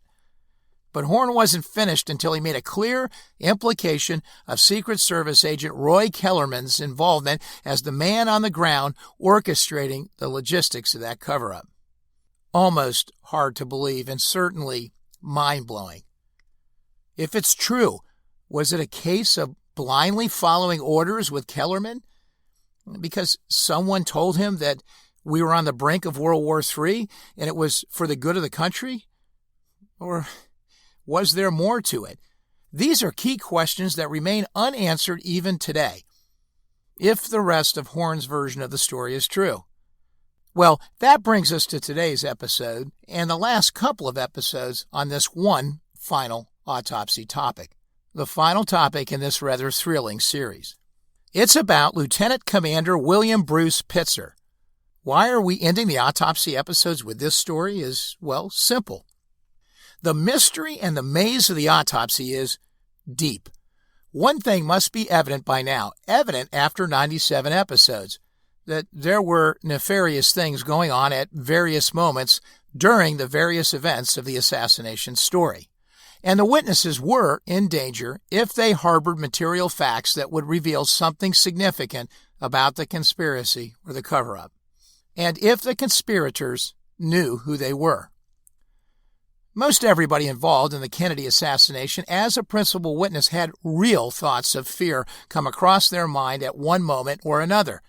After all, if they, whoever they is, would kill the president, well, then they would surely kill a witness. You know, time does what it always does for most crimes. It dulls the senses, twists recollections, and for most involved, it reduces the will of the pursuers. And then, finally, as principal actors die off, it eliminates some of the real danger, real risk that witnesses perceive or that is present. That is the fear of coming forward and testifying. And then, if you are lucky, the real truth begins to come out. In the 1970s, the prosecution of drug cases involving the Medellin cartel might be a good example of this, where it was very clear that if you were involved in one of these cases during that time, as a witness, or even a prosecutor or a judge, you were in real danger, the danger of losing your life. Even worse, your family could be in danger too. It's hard for most of us to wrap our head around the idea of living in a civilized society and yet being subjected to the evil and the dangers that lurk in our society, lurk like that, in broad daylight. But it's reality, and it really does exist. Well, the story of William Bruce Pitzer represents the story of danger and intrigue for a witness in the JFK assassination story. And Lieutenant Commander Pitzer may very well have lost his life because of what he did related to the autopsy, what he then knew about the forces at work in the assassination, and what he was going to do with evidence in his possession. And if you thought Doug Horne's story in episode 97 was far out and fantastic, well, stay tuned because we are going higher and faster in this final set of autopsy episodes that cover Pitzer. As jurors, you will have to sort it all out, what parts are true and what it means and how it comports with everything else that you have heard and all that you know. Not to tip you off in advance, but in this last autopsy episode, it's interesting that the CIA begins to show up in the story. Imagine that. Most of the material in today's episode is based on the story told in the book Without Smoking Gun, written by Kent Heiler, but it also draws on other prominent assassination books and records as well, including JFK and The Unspeakable by Jim Douglas. So, without further ado, let's listen to episode 98 of JFK, The Enduring Secret.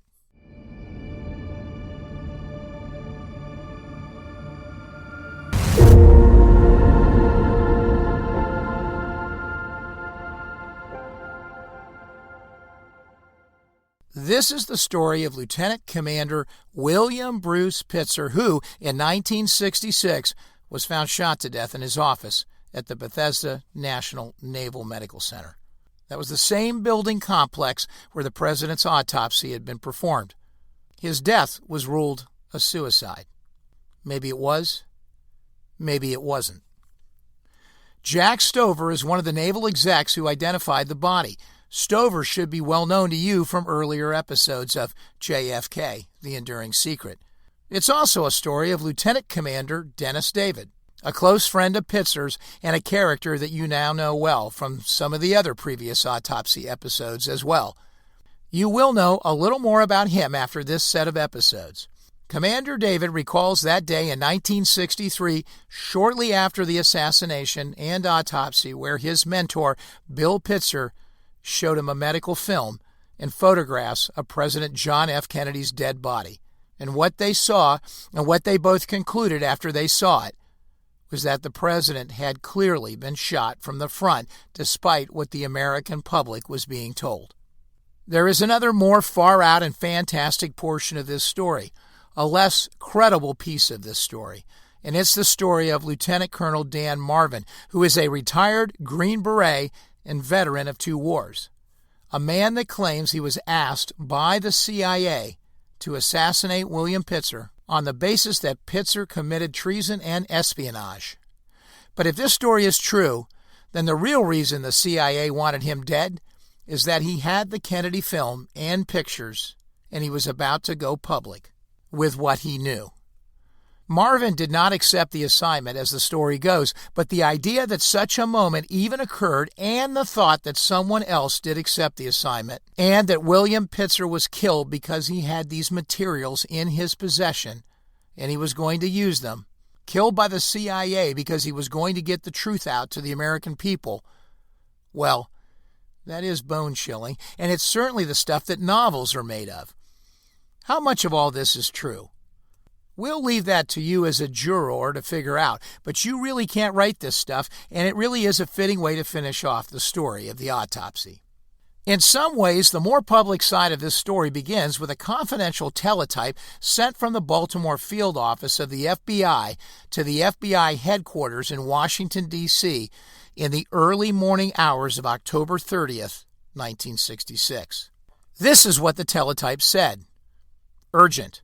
To the director of the FBI. William Bruce Pitzer was the victim of a crime on a government reservation, and it was death by gunshot wound.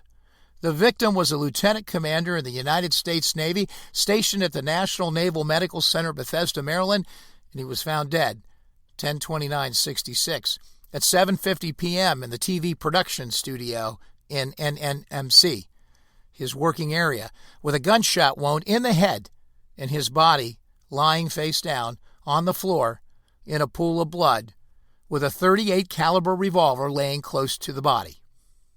The revolver contains 1 spent cartridge, 1 live round, and 1 blank cartridge.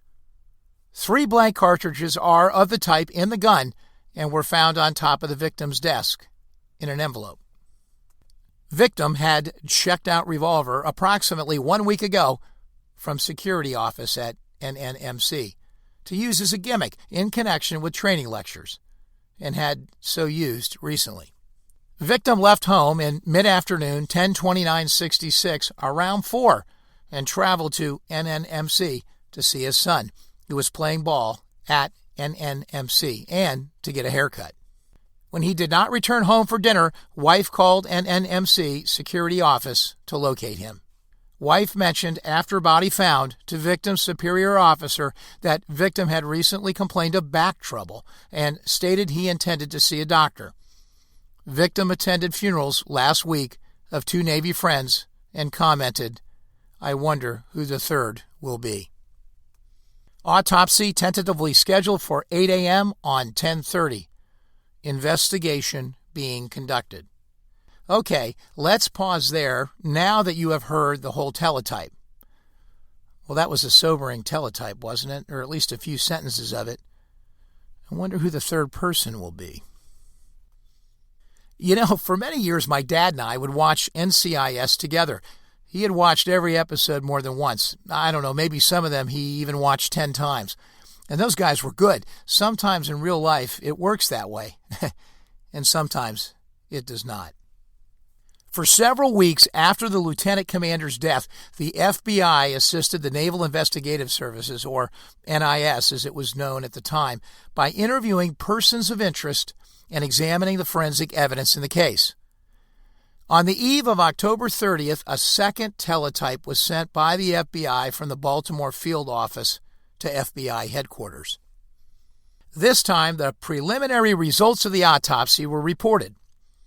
Lieutenant Commander H.P. Losima, a U.S. Navy medical school doctor who participated in the autopsy, indicated that it was his preliminary opinion prior to completion of all laboratory examinations, which would not be completed for at least a week more, that the death was caused by a gunshot wound in the head from the right temple, exiting near the left temple, which is not inconsistent, as he put it, with a self-inflicted shot from a pistol. The report would go on to say that the gun was not resting against the victim's head when the shot was fired, and that the autopsy could not estimate the distance away from the body that the gun was. And there were no marks on the body that were not attributable to a gunshot wound. That is, no scuffle, no struggle before the gunshot happened.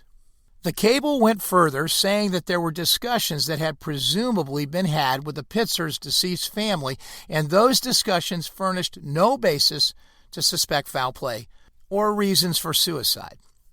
Obviously, a shot that starts on the right and ends on the left, if it was self-induced, would have been taken while holding the gun in the victim's right hand.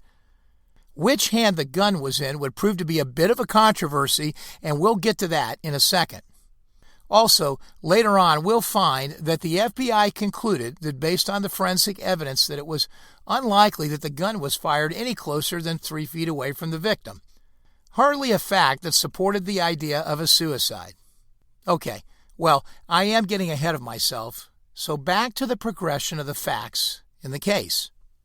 Commander Rumble of the NIS, under a transmittal letter that went directly to J. Edgar Hoover himself, requested special assistance from the FBI's crime lab on this one. The request had all the usual kinds of things in it. Was the projectile that was obtained from the body the one fired from the revolver that was found on the scene? At what minimum distance would that revolver fail to leave powder burns or embedded powder particles in human flesh? As we just mentioned, a question that was quite relevant if you were considering whether it was possible that Pitzer committed suicide. Similar questions were asked about whether there was any residue in the paraffin casts of his right hand to indicate that Pitzer had held the gun that had been fired. The FBI acted rapidly and dutifully on the vast majority of these requests. The whole issue of which gun hand was used became clouded when Dennis David made a statement later on that he was sure Pitzer was left-handed. He made that statement because he often played cards with Pitzer, and Pitzer would deal cards with his left hand. However, despite this fact, Pitzer's family would confirm that Pitzer was right-handed. On that fact, case closed. Interestingly enough, though, there was one question posed that they did not act on or comment on, and it related to a note that was contained on a slip of paper on a notepad that they had collected from the crime scene and submitted for analysis. The note essentially read as follows, and it said, "Remind me to return the gun to the security office." The obvious question related to the statement was whether or not Pitzer wrote it himself at some point near the moment of his death, perhaps indicating that he did not intend to kill himself with a weapon. Pitzer was a known note-taker, and he had several slips of paper that were gathered and sent for analysis from the crime scene, including one that was taken from the floor near the body and had a partial heel print on it. A partial heel print that the FBI later concluded was not a match for the shoes that Pitzer was wearing that day. Here's another one that intrigues me. A number of written exchanges ensued between NIS and the FBI regarding the physical evidence gathered in the case, and in the end, perhaps one more interesting thing stands out as a material interest for us as listeners today. It relates to the latent fingerprints taken at the site. There were fingerprints lifted from the two chairs between which the body was discovered and from 3 beer cans found in a wastebasket at the scene. Only 4 latent fingerprints were good enough to analyze out of a total of 12 prints lifted by authorities. 1 palm print and 1 other impression of value were found among the evidence lists submitted by the Navy as well. As to the identity of those prints, the FBI reported the latent prints were not identical with the finger and palm prints of the victim, Pitzer. So, they had to have been someone else. Perhaps even more perplexing were the FBI's findings with regard to latent prints on some of the other items that were sent to the laboratory. There were no useful prints found on any of those items, including the revolver, and the spent ammunition, and the spent cartridges, the eyeglasses, and the notepad. All would be devoid of any useful prints. In addition, there was no record of latent fingerprints having been lifted from the lock or the handle of the door leading to Pitzer's office. It certainly begged the question of whether someone wiped the place down for prints afterward, but before the authorities got there. But then again, why do that and then leave the beer cans in the trash can with fingerprints on them? So, we may never know on that one, surely. I'm not versed in these things, but it seems as if Pitzer's own prints surely would have been on the door handle. The authorities submitted the prints of 8 individuals, presumably a group that was likely to have been in the offices and that were to be ruled out as suspects if their prints were found. But in the end, the forensic evidence would prove inconclusive as to whether he killed himself or whether he was killed by the hand of another. As author Kent Heiner would put it, William Pitzer, the dead body, had little to say about who killed him. But for our audience, there is more, of course, and so we shall now proceed. Despite the absence of any credible physical evidence and no credible motives for suicide or indications of suicidal behavior, the Navy finally focused on a story of dubious veracity and used it to base their conclusion that Pitzer had taken his own life. If one cherry-picks the events of the day, that day in which Pitzer died, you might start at a point around 3:50 p.m. when Pitzer was seen at the Navy Exchange Building's checkout counter buying Camel cigarettes, which his wife had so often encouraged him to give up. But this day, he could not. He was wearing sports-type clothing, probably a jacket, and beige or light-colored pants, according to the FBI's interview of a woman who was, as far as they could determine, the last person to see Pitzer alive. She would go on to say that his hair was messed up and he had a sloppy appearance, and this was entirely out of character for him. She would say that Pitzer looked like a wild man, and she kidded him about his appearance. In her brief conversation with Pitzer, there did not appear to be anything unusual with his attitude, and the exchange took place mere minutes before the estimated time of Pitzer's death, around 4:15. Several employees were asked whether they had heard a gunshot, and none of them recalled hearing a shot, although a gun might have been fired in the soundproofed TV studio without coming to anyone's attention. William Pitzer's widow was interviewed on Sunday by agents of the Naval Investigative Service and the FBI, and she told them that the idea of Bill having taken his own life was incomprehensible to her, explaining that to do so would be completely opposed to his principles and his philosophy. She went on to explain that Bill had given no indications that he was troubled by anything of great significance. No doubt he was taken by the recent deaths of two of his old friends, and perhaps an increased appetite recently for more beer. But all of that didn't add up to suicidal tendencies. On the contrary, he remained generally cheerful and very much involved in all of his life's routine activities until the very hour of his death. We'll see in a minute that there was more to Pitzer's personal circumstances, more than his wife may have known at the time she made those statements. The primary basis for the Navy's eventual finding of suicide was an alleged affair between Lieutenant Commander Pitzer and a woman in Florida, brought on by Pitzer's dissatisfaction with his marriage. In a somewhat secondary theme, the Navy's explanation of the suicide also included alleged grief caused Pitzer by his younger son. As Ken Heiner's book points out, these aspects of the case show irregularity in the collection and documentation of supporting testimony, suggesting that the facts may have been distorted by the authorities in this case. But regardless, there does appear to be some problems. Pitzer traveled to Pensacola, Florida, where there is a large naval installation and where investigative reports first surfaced that he went out with a woman a few times. He was a married man, so this meant an affair. And for a man with top-secret clearance, that was a matter of interest to the security forces within the Navy. Allegedly, Pitzer met this woman at the Chiefs Club. She was in her late 40s and apparently attractive and affluent, and as the investigators documented it, the whole thing blossomed into an intimate relationship by early 1966. There is documentation in the record that they met several times in various locations, with one such soiree happening in Atlanta, Georgia, where they spent several days together. A typewritten transcript included as an enclosure in the Navy's final report is a letter that allegedly is from Pitzer and to this woman, and it was apparently typed shortly before his death. In that letter, he urges her not to write letters to him anymore, and that he is in deep trouble at home, but that he does long to be with her. No doubt it does imply that he was quite conflicted and in the middle of a sticky circumstance between his marriage and a lover. But he also mentions problems with one of his sons, including an incident in which his son stole something from a store. Again, hardly the stuff that makes for suicidal tendencies, and certainly not in a man like this.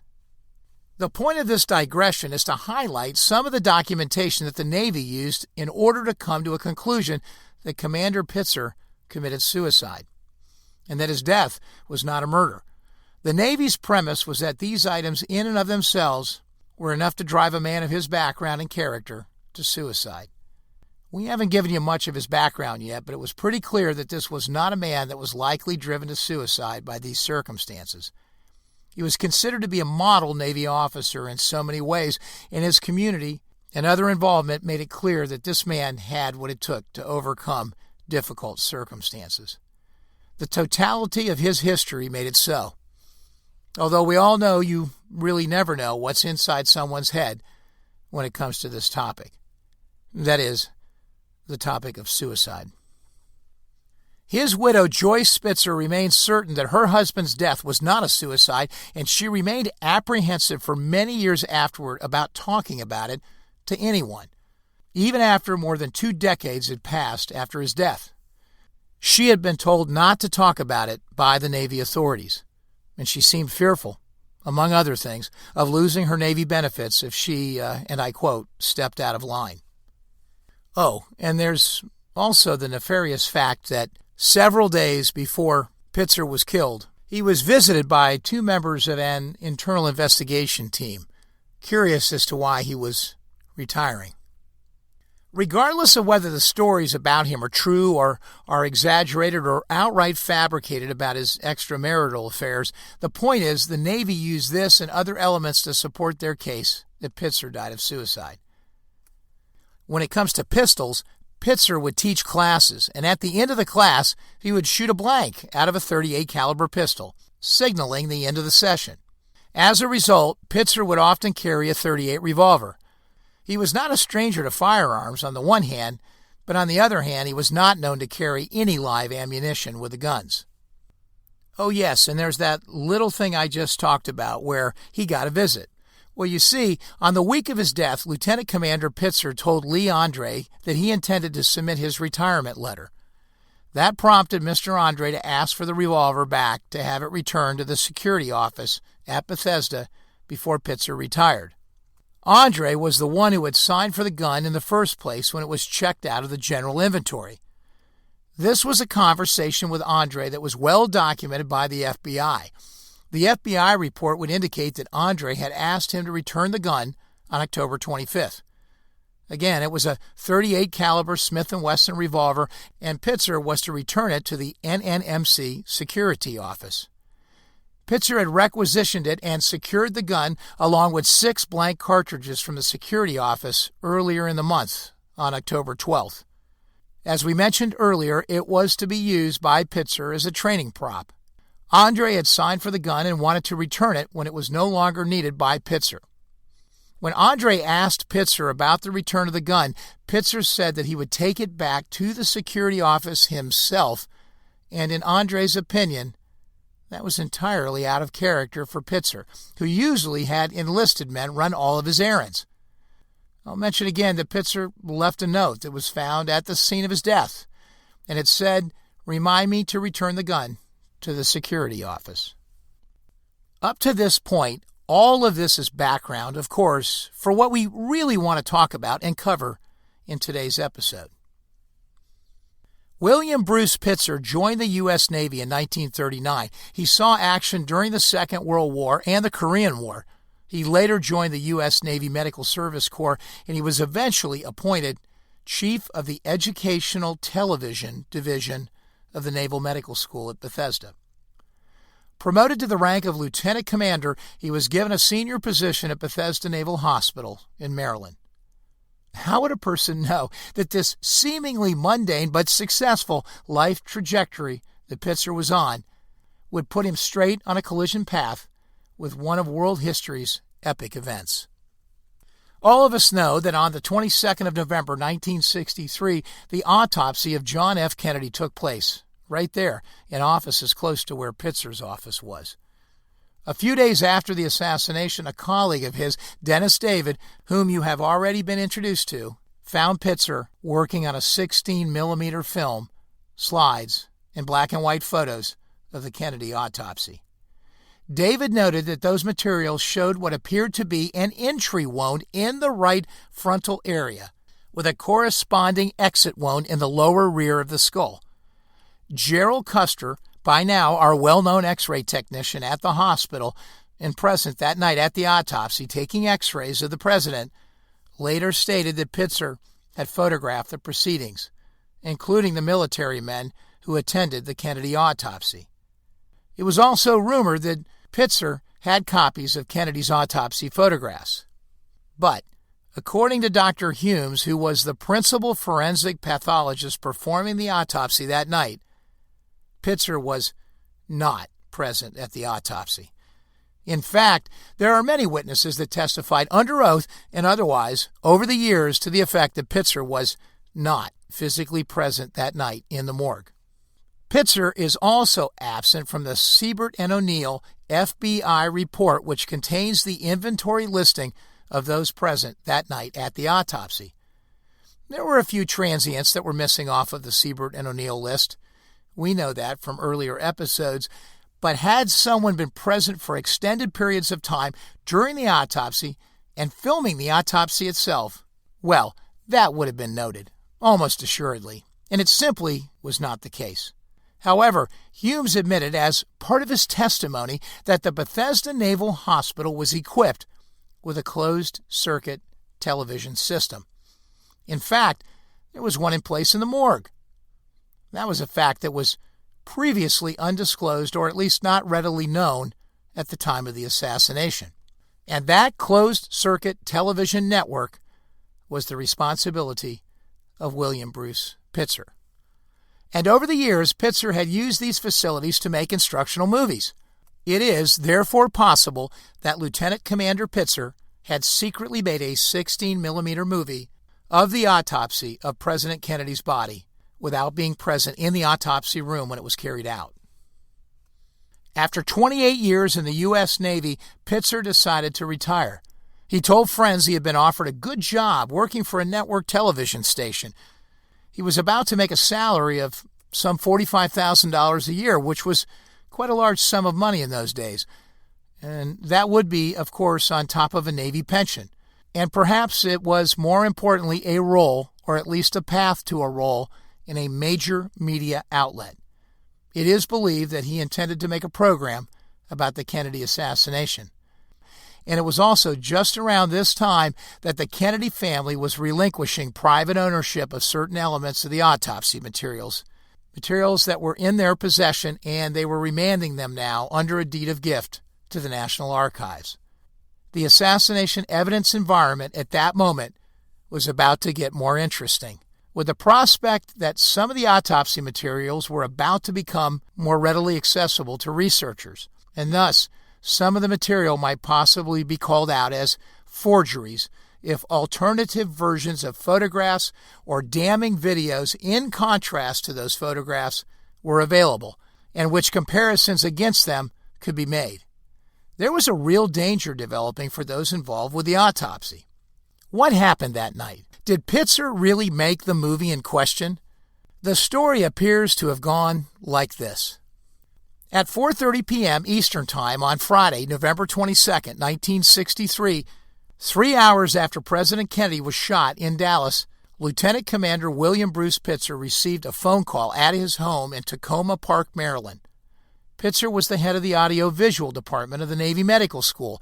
In his audio-visual expertise, Pitzer worked closely with Bethesda Naval Hospital, where the president's autopsy was about to take place. After listening to his caller, Bill Pitzer hung up. He excused himself from his family's dinner table and said he was going to work. Pitzer took with him that night his 35mm camera. He did not return home until the next afternoon. He did not discuss with his family the work that he had done in the meantime. On the Monday or Tuesday following the assassination, First Class Hospital Corpsman Dennis David, who later became a lieutenant commander himself, stopped by the office of his good friend and mentor, Lieutenant Commander Bill Pitzer.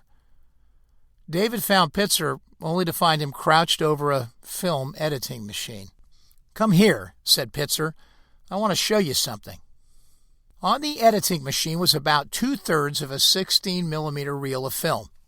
As Pitzer hand-cranked the film, the black and white film, through the machine, David watched the short movie on a small screen.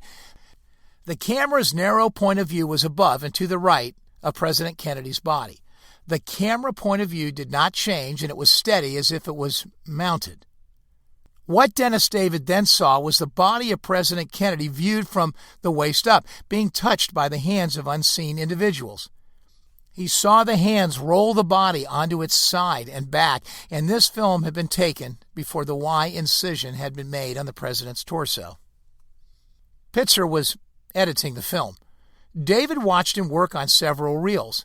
He got the impression, he said, that Pitzer was pulling some of the frames off of the films to make slides with.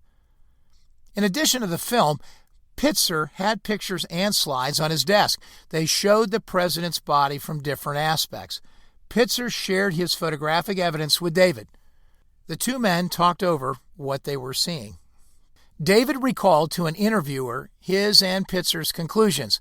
Number one, it was our distinct impression, it was our opinion, actual opinion, that the shot that killed the president had to have come from the front. Asked why, David said, because we both noted a small entry wound here, and at that moment indicating that David was pointing to the right side of his forehead, and a large exit wound back in this area, now indicating the right rear of the head.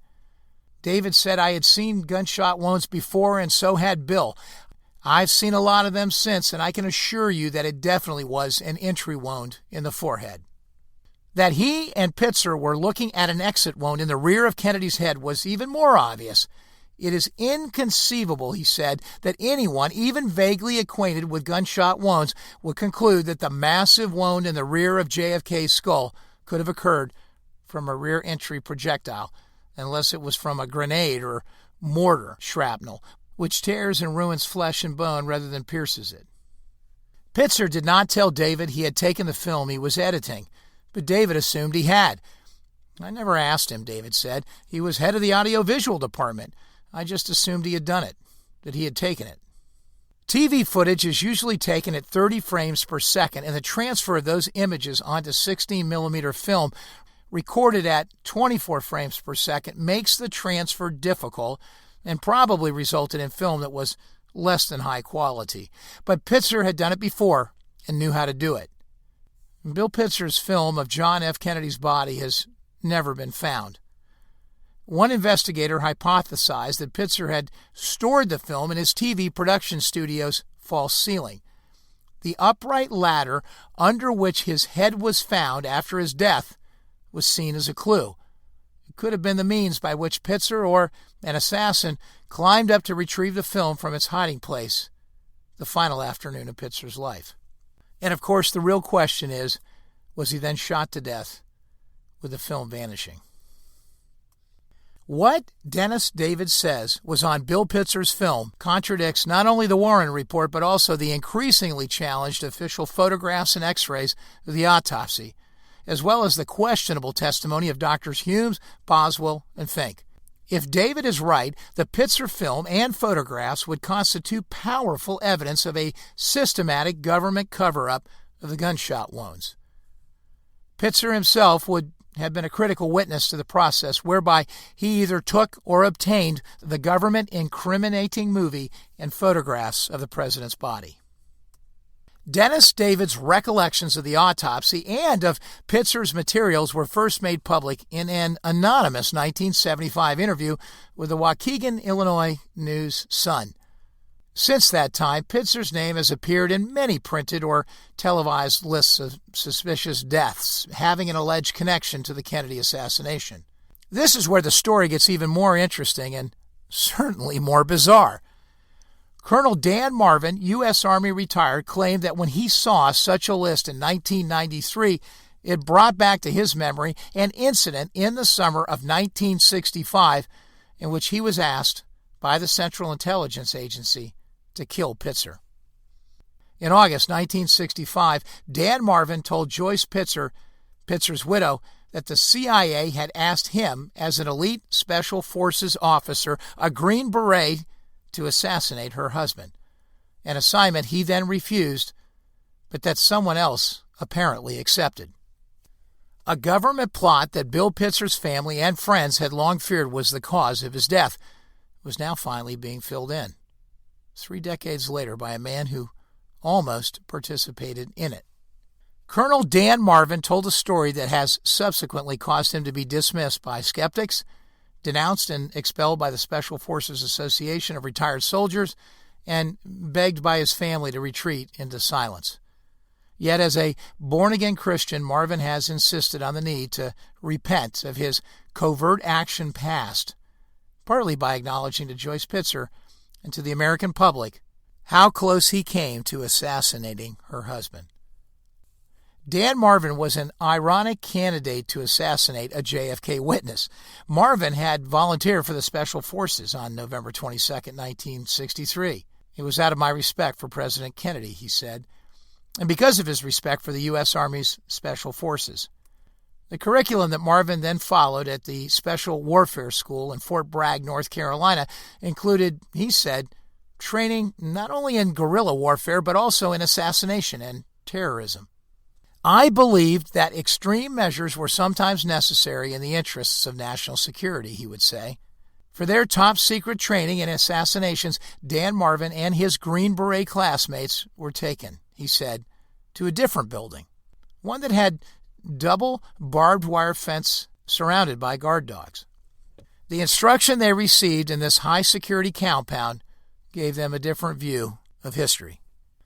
In the first week of August 1965, Colonel Clarence W. Patton, commanding officer of the 6th Special Forces Group, summoned the then-Captain Dan Marvin to an office in Fort Bragg headquarters.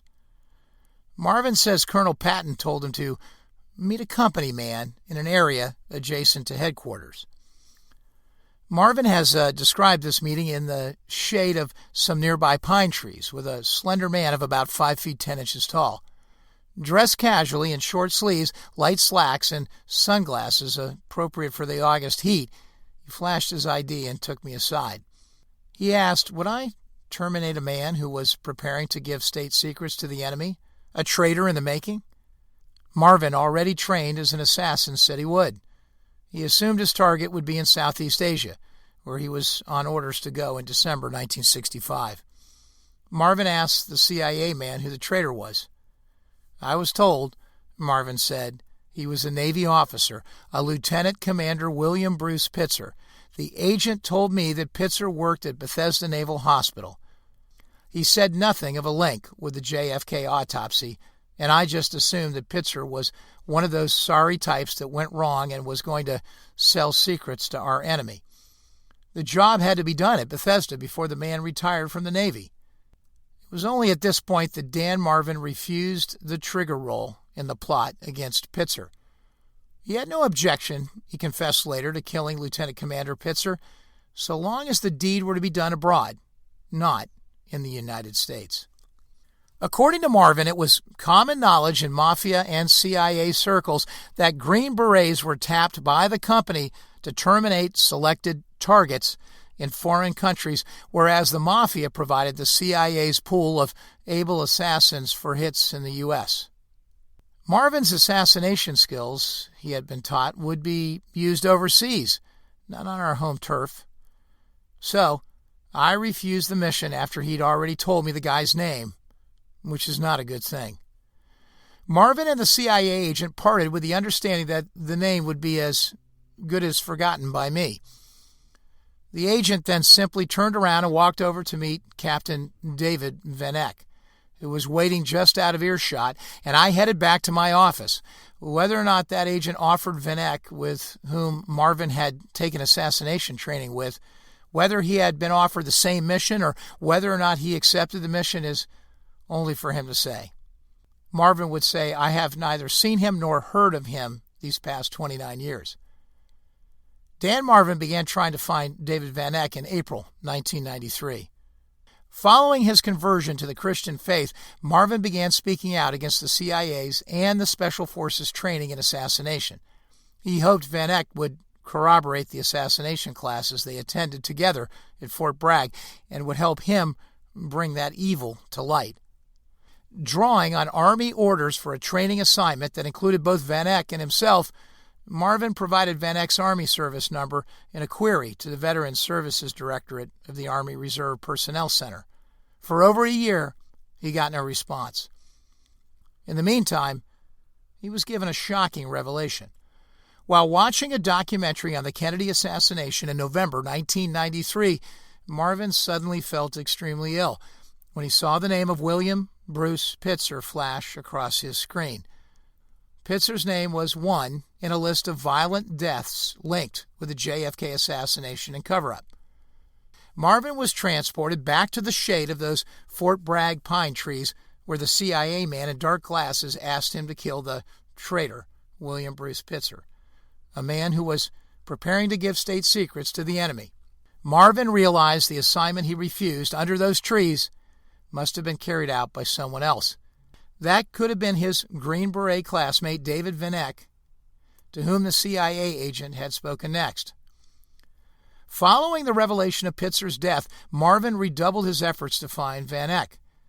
After informing the Veterans Services Directorate that he might have to seek the help of members of Congress, Marvin finally received a reply in December 1994.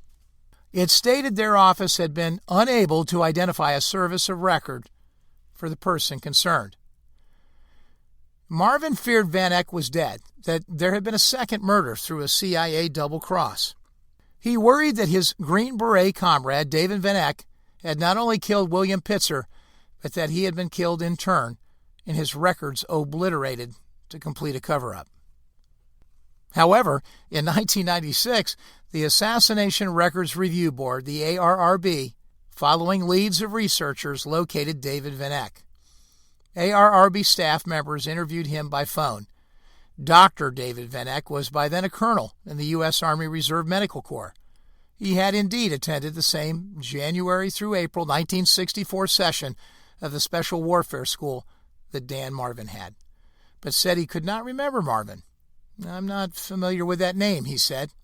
Asked if he recalled attending any course where movie, film, or still photos of the JFK assassination were shown, he said, "Jesus, I don't remember that at all."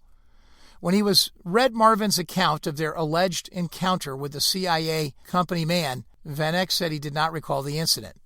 He denied even being at Fort Bragg in August 1965, when he may no longer have been in the military. Nevertheless, he did admit that, while in the Army, he worked undercover in Vietnam in 1964 as a civilian employee, so to speak, at a provincial office of the Agency for International Development. That agency was a CIA front. According to David Van Eck's curriculum vitae, his military duty included special assignment on loan from U.S. Army to the Agency for International Development, South Vietnam, 1964-1965. He was then in Bangkok from 65 to 67 as a civilian, counterinsurgency warfare specialist for advanced research projects in the Agency of Office Secretary of Defense, Thailand Field Unit. Van Eck was apparently well-versed in CIA cover stories and covert warfare. However, when asked if he recognized the name William Bruce Pitzer, he said, "No, not at all." Regardless of who may have been involved in Pitzer's death, Dan Marvin remains convinced that the assignment he turned down at Fort Bragg was carried out by another assassin. For Marvin, the key to William Pitzer's murder was given in the words of the company man under the trees. Yet Marvin did not comprehend their meaning until almost 3 decades later, when he learned of Pitzer's death. Only when the name of William Bruce Pitzer flashed across Marvin's television screen did he understand that the CIA's designated traitor was in fact a JFK witness, and the enemy to whom Pitzer was preparing to give state secrets was the American people. William Bruce Pitzer is buried at Arlington National Cemetery.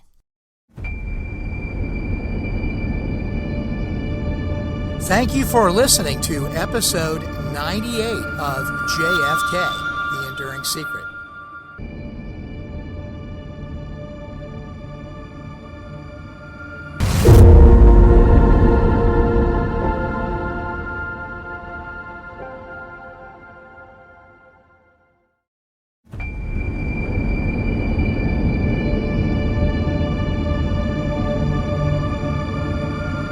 Welcome to JFK, The Enduring Secret. I'm your host, Jeff Crudell.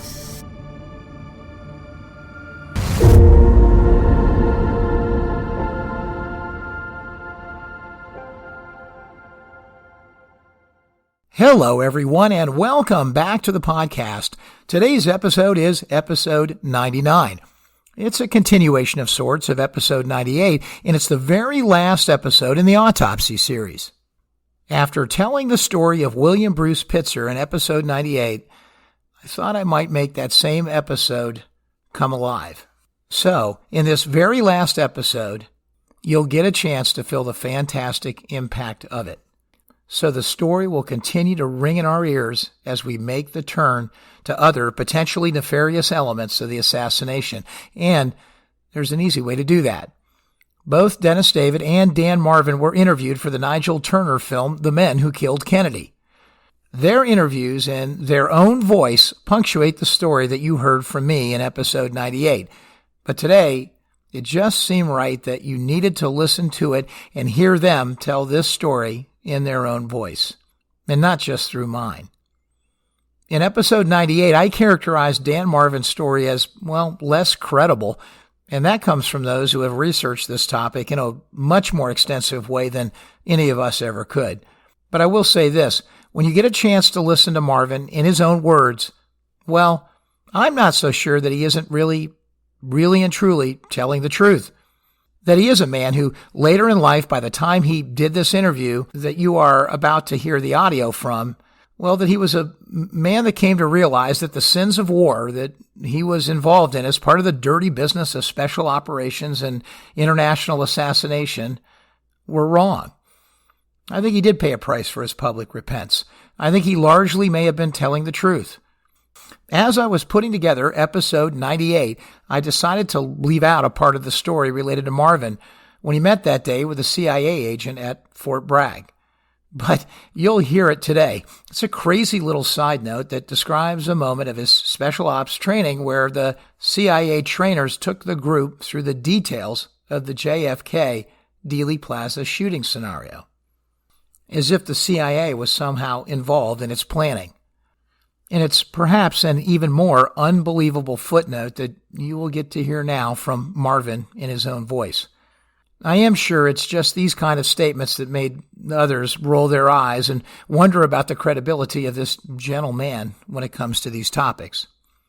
As a juror listening to episodes of JFK, The Enduring Secret, you know there is no substitute for listening to the witnesses directly. Not hearsay, even from me. That's why I believe today's episode is so important, because this topic is so important and so far out and fantastic that you have to hear it firsthand by the individuals that were involved. Both Dan Martin and Dennis David tell their stories today. It truly is a fitting way to close out the intrigue of the autopsy series and pivot to a new season of episodes that start again with episode 100. Stay tuned as we begin to explore Oswald in episode 100 and who he really was. So, without further ado, let's listen to episode 99 of JFK, The Enduring Secret.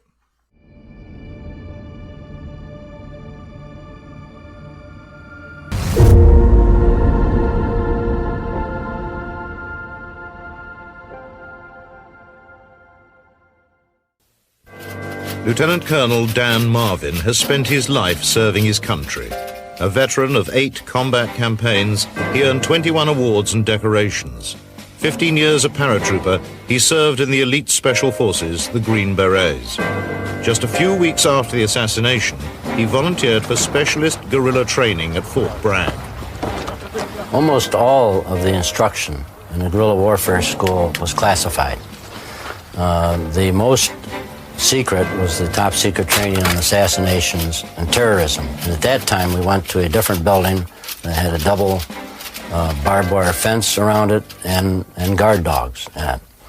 On the John F. Kennedy situation, that was brought to our attention as a classic example of the way to organize a complete program to eliminate a nation's leader while pointing the finger at a lone assassin. It involved also the cover-up of the assassination itself. We had considerable detail. They had a mock layout of the plaza in that area and showed where the shooters were and where the routes were to the hospital. I don't remember where those were now.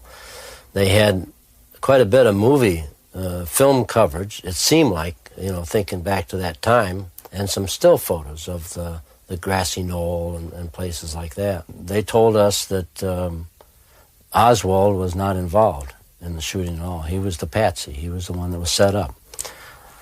We did, myself and a friend of mine, form a very distinct impression that the CIA was involved in Kennedy's assassination. During a coffee break, we overheard one of the CIA instructors say to the other, "Things really did go well in Daley Plaza, didn't it?" Or something to that effect. And that just reinforced or really added to our suspicions, and we really felt before the end of the training was over that one of those instructors may have been involved himself in the assassination of John F. Kennedy.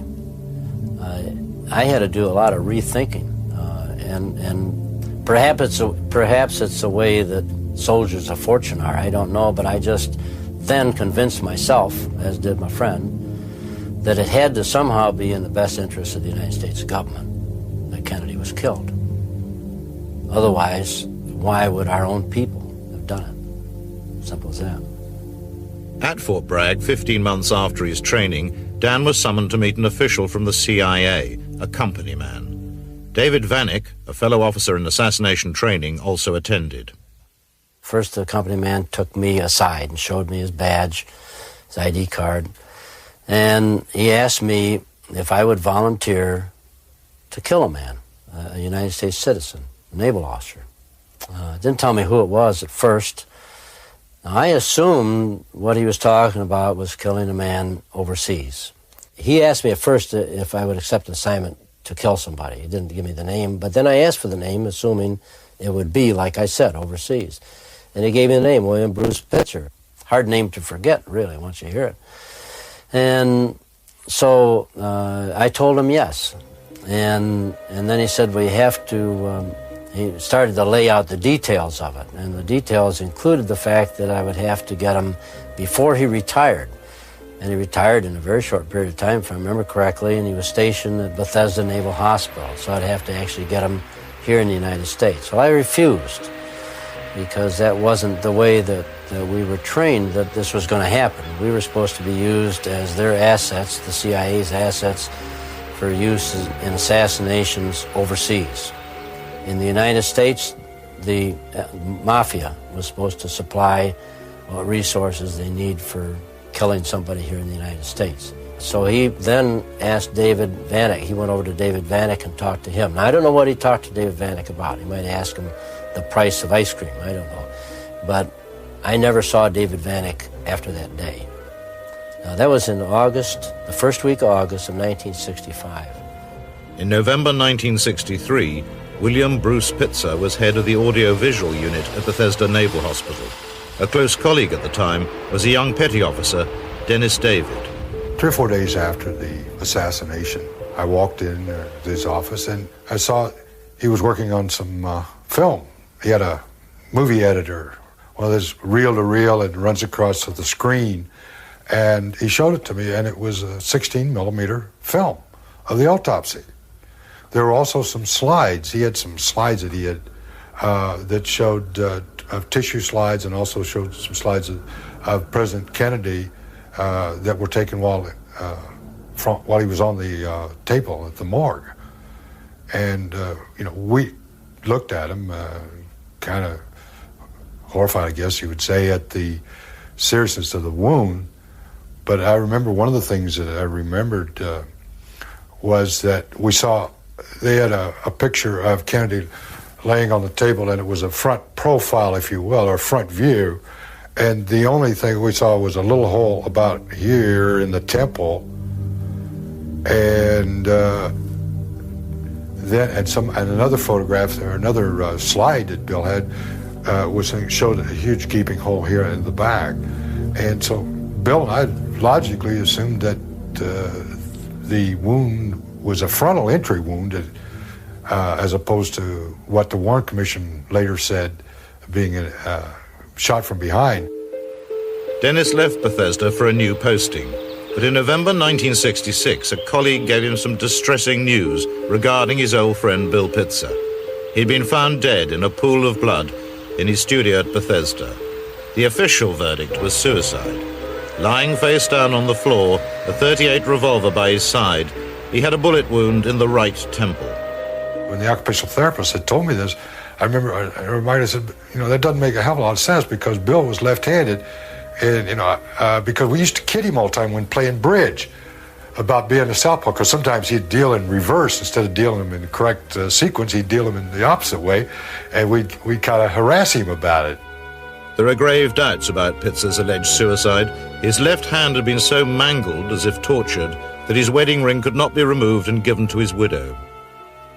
Bill had told me shortly before he left Bethesda, which was around the 7th of December of 65, he told me that he was planning on retiring because he had enough time in and he was wanting to get out, and that he also said he had some damn lucrative offers from some TV networks, and other people have asked me why I think he was assassinated, and I think it was because that with him retiring, they, and I don't know who they are, were afraid that he would take these pictures that he and I had seen, this 35 millimeter and the 16 millimeter film, that he would take them, and that if he went to work for a major studio, that they would use them, or he would have them aired, and that would really, blow some people out of the water if that would have transpired. I could be wrong, I could be all wet, but I do know those films exist because I was there, I saw the damn things.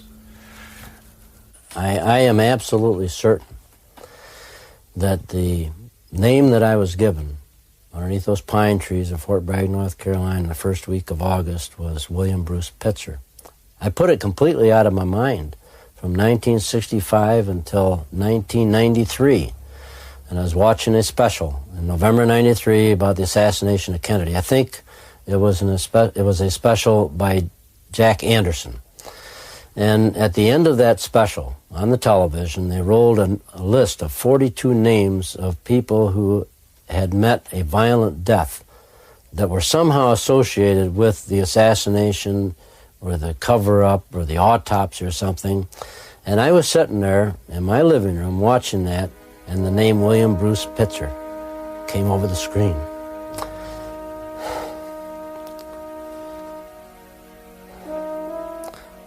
And it made me go right back to that day in August of 1965. That was the William Bruce Pitzer that I was asked to kill, unless there's two William Bruce Pitzers that worked at Bethesda Naval Hospital. That man, the name of the other Green Beret that was approached by the CIA agent in August of 1965 at Fort Bragg, North Carolina, was David H. Vanek, captain, who went through the same training I did, same class I was in. And I have tried, ever since I saw the name William Bruce Pitzer come out on that screen,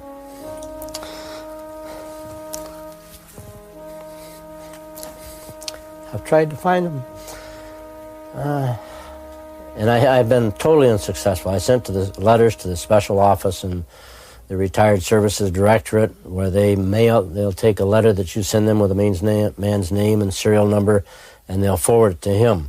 Or if he's deceased, they'll send it back to you. I got no response from them, so I finally sent another follow-up letter and demanded a response, or I threatened to go to Senator D'Amato to help me on the response. And then I did get a response, but the response was that David H. Vanek never existed in the United States Army. But Dan still has published Army orders proving that Captain David H. Vanek was with him at the Special Warfare Center. Recognizing just what kind of a person I was, and which I am hopefully no longer, it is not an easy thing to do.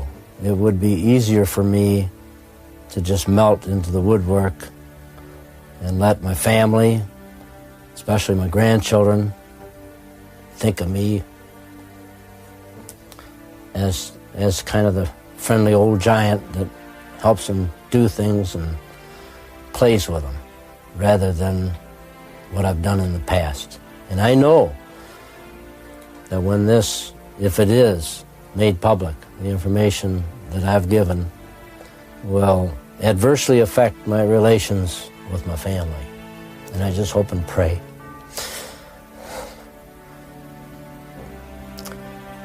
that our love survives it. And I hope and pray that it does some good for this nation.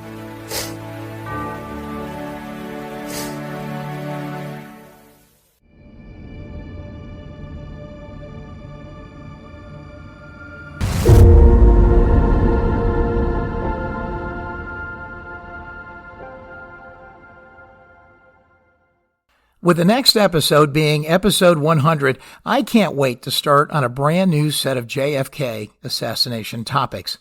It's time to invigorate our interest again as we wander out of the autopsy and hopefully regain our enthusiasm for the expansive topics that are so interesting and so critical to review during this journey. Honestly, I'm a little sad too. It took a lifetime to get to this season in life, to have the free time and the energy and the knowledge and the will to make this podcast. And this first, and I will put it in quotes, season of it is done. Sure, I am proud that we had the staying power to do this, and I could not have done it without you. This podcast has an awesome following and an awesome group of listeners.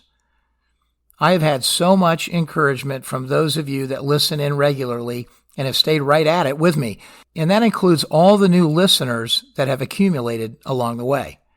And as I said, I have about 1.5 years of my life invested in JFK, The Enduring Secret. It's helped me to pivot to a new season of life, a season whose seeds were sown a long time ago, but they came alive in the season of COVID. There is a certain type of person that listens to JFK, The Enduring Secret. It's not for everyone. I was on a plane ride the other day flying back from Atlanta to Fort Lauderdale, and I sat next to a particularly chatty lady. As I sat down, this woman immediately began to initiate and carry on a conversation. She was in the mood to talk. She was incredibly pleasant and totally positive. I told her about the podcast at one point in our conversation. So very nice she was, and she encouraged me in every way. And she also let me know it would not be something that she would listen to.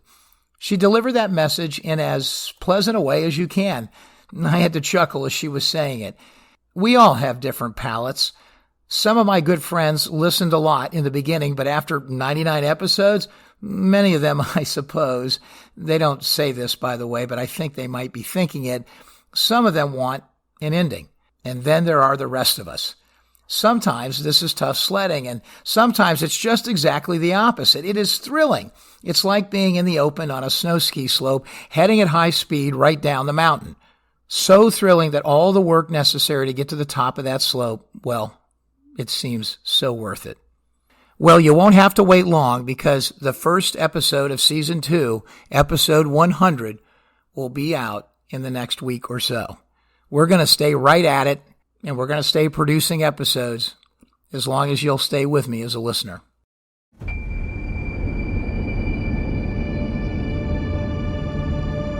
Thank you for listening to episode 99 of JFK, The Enduring Secret.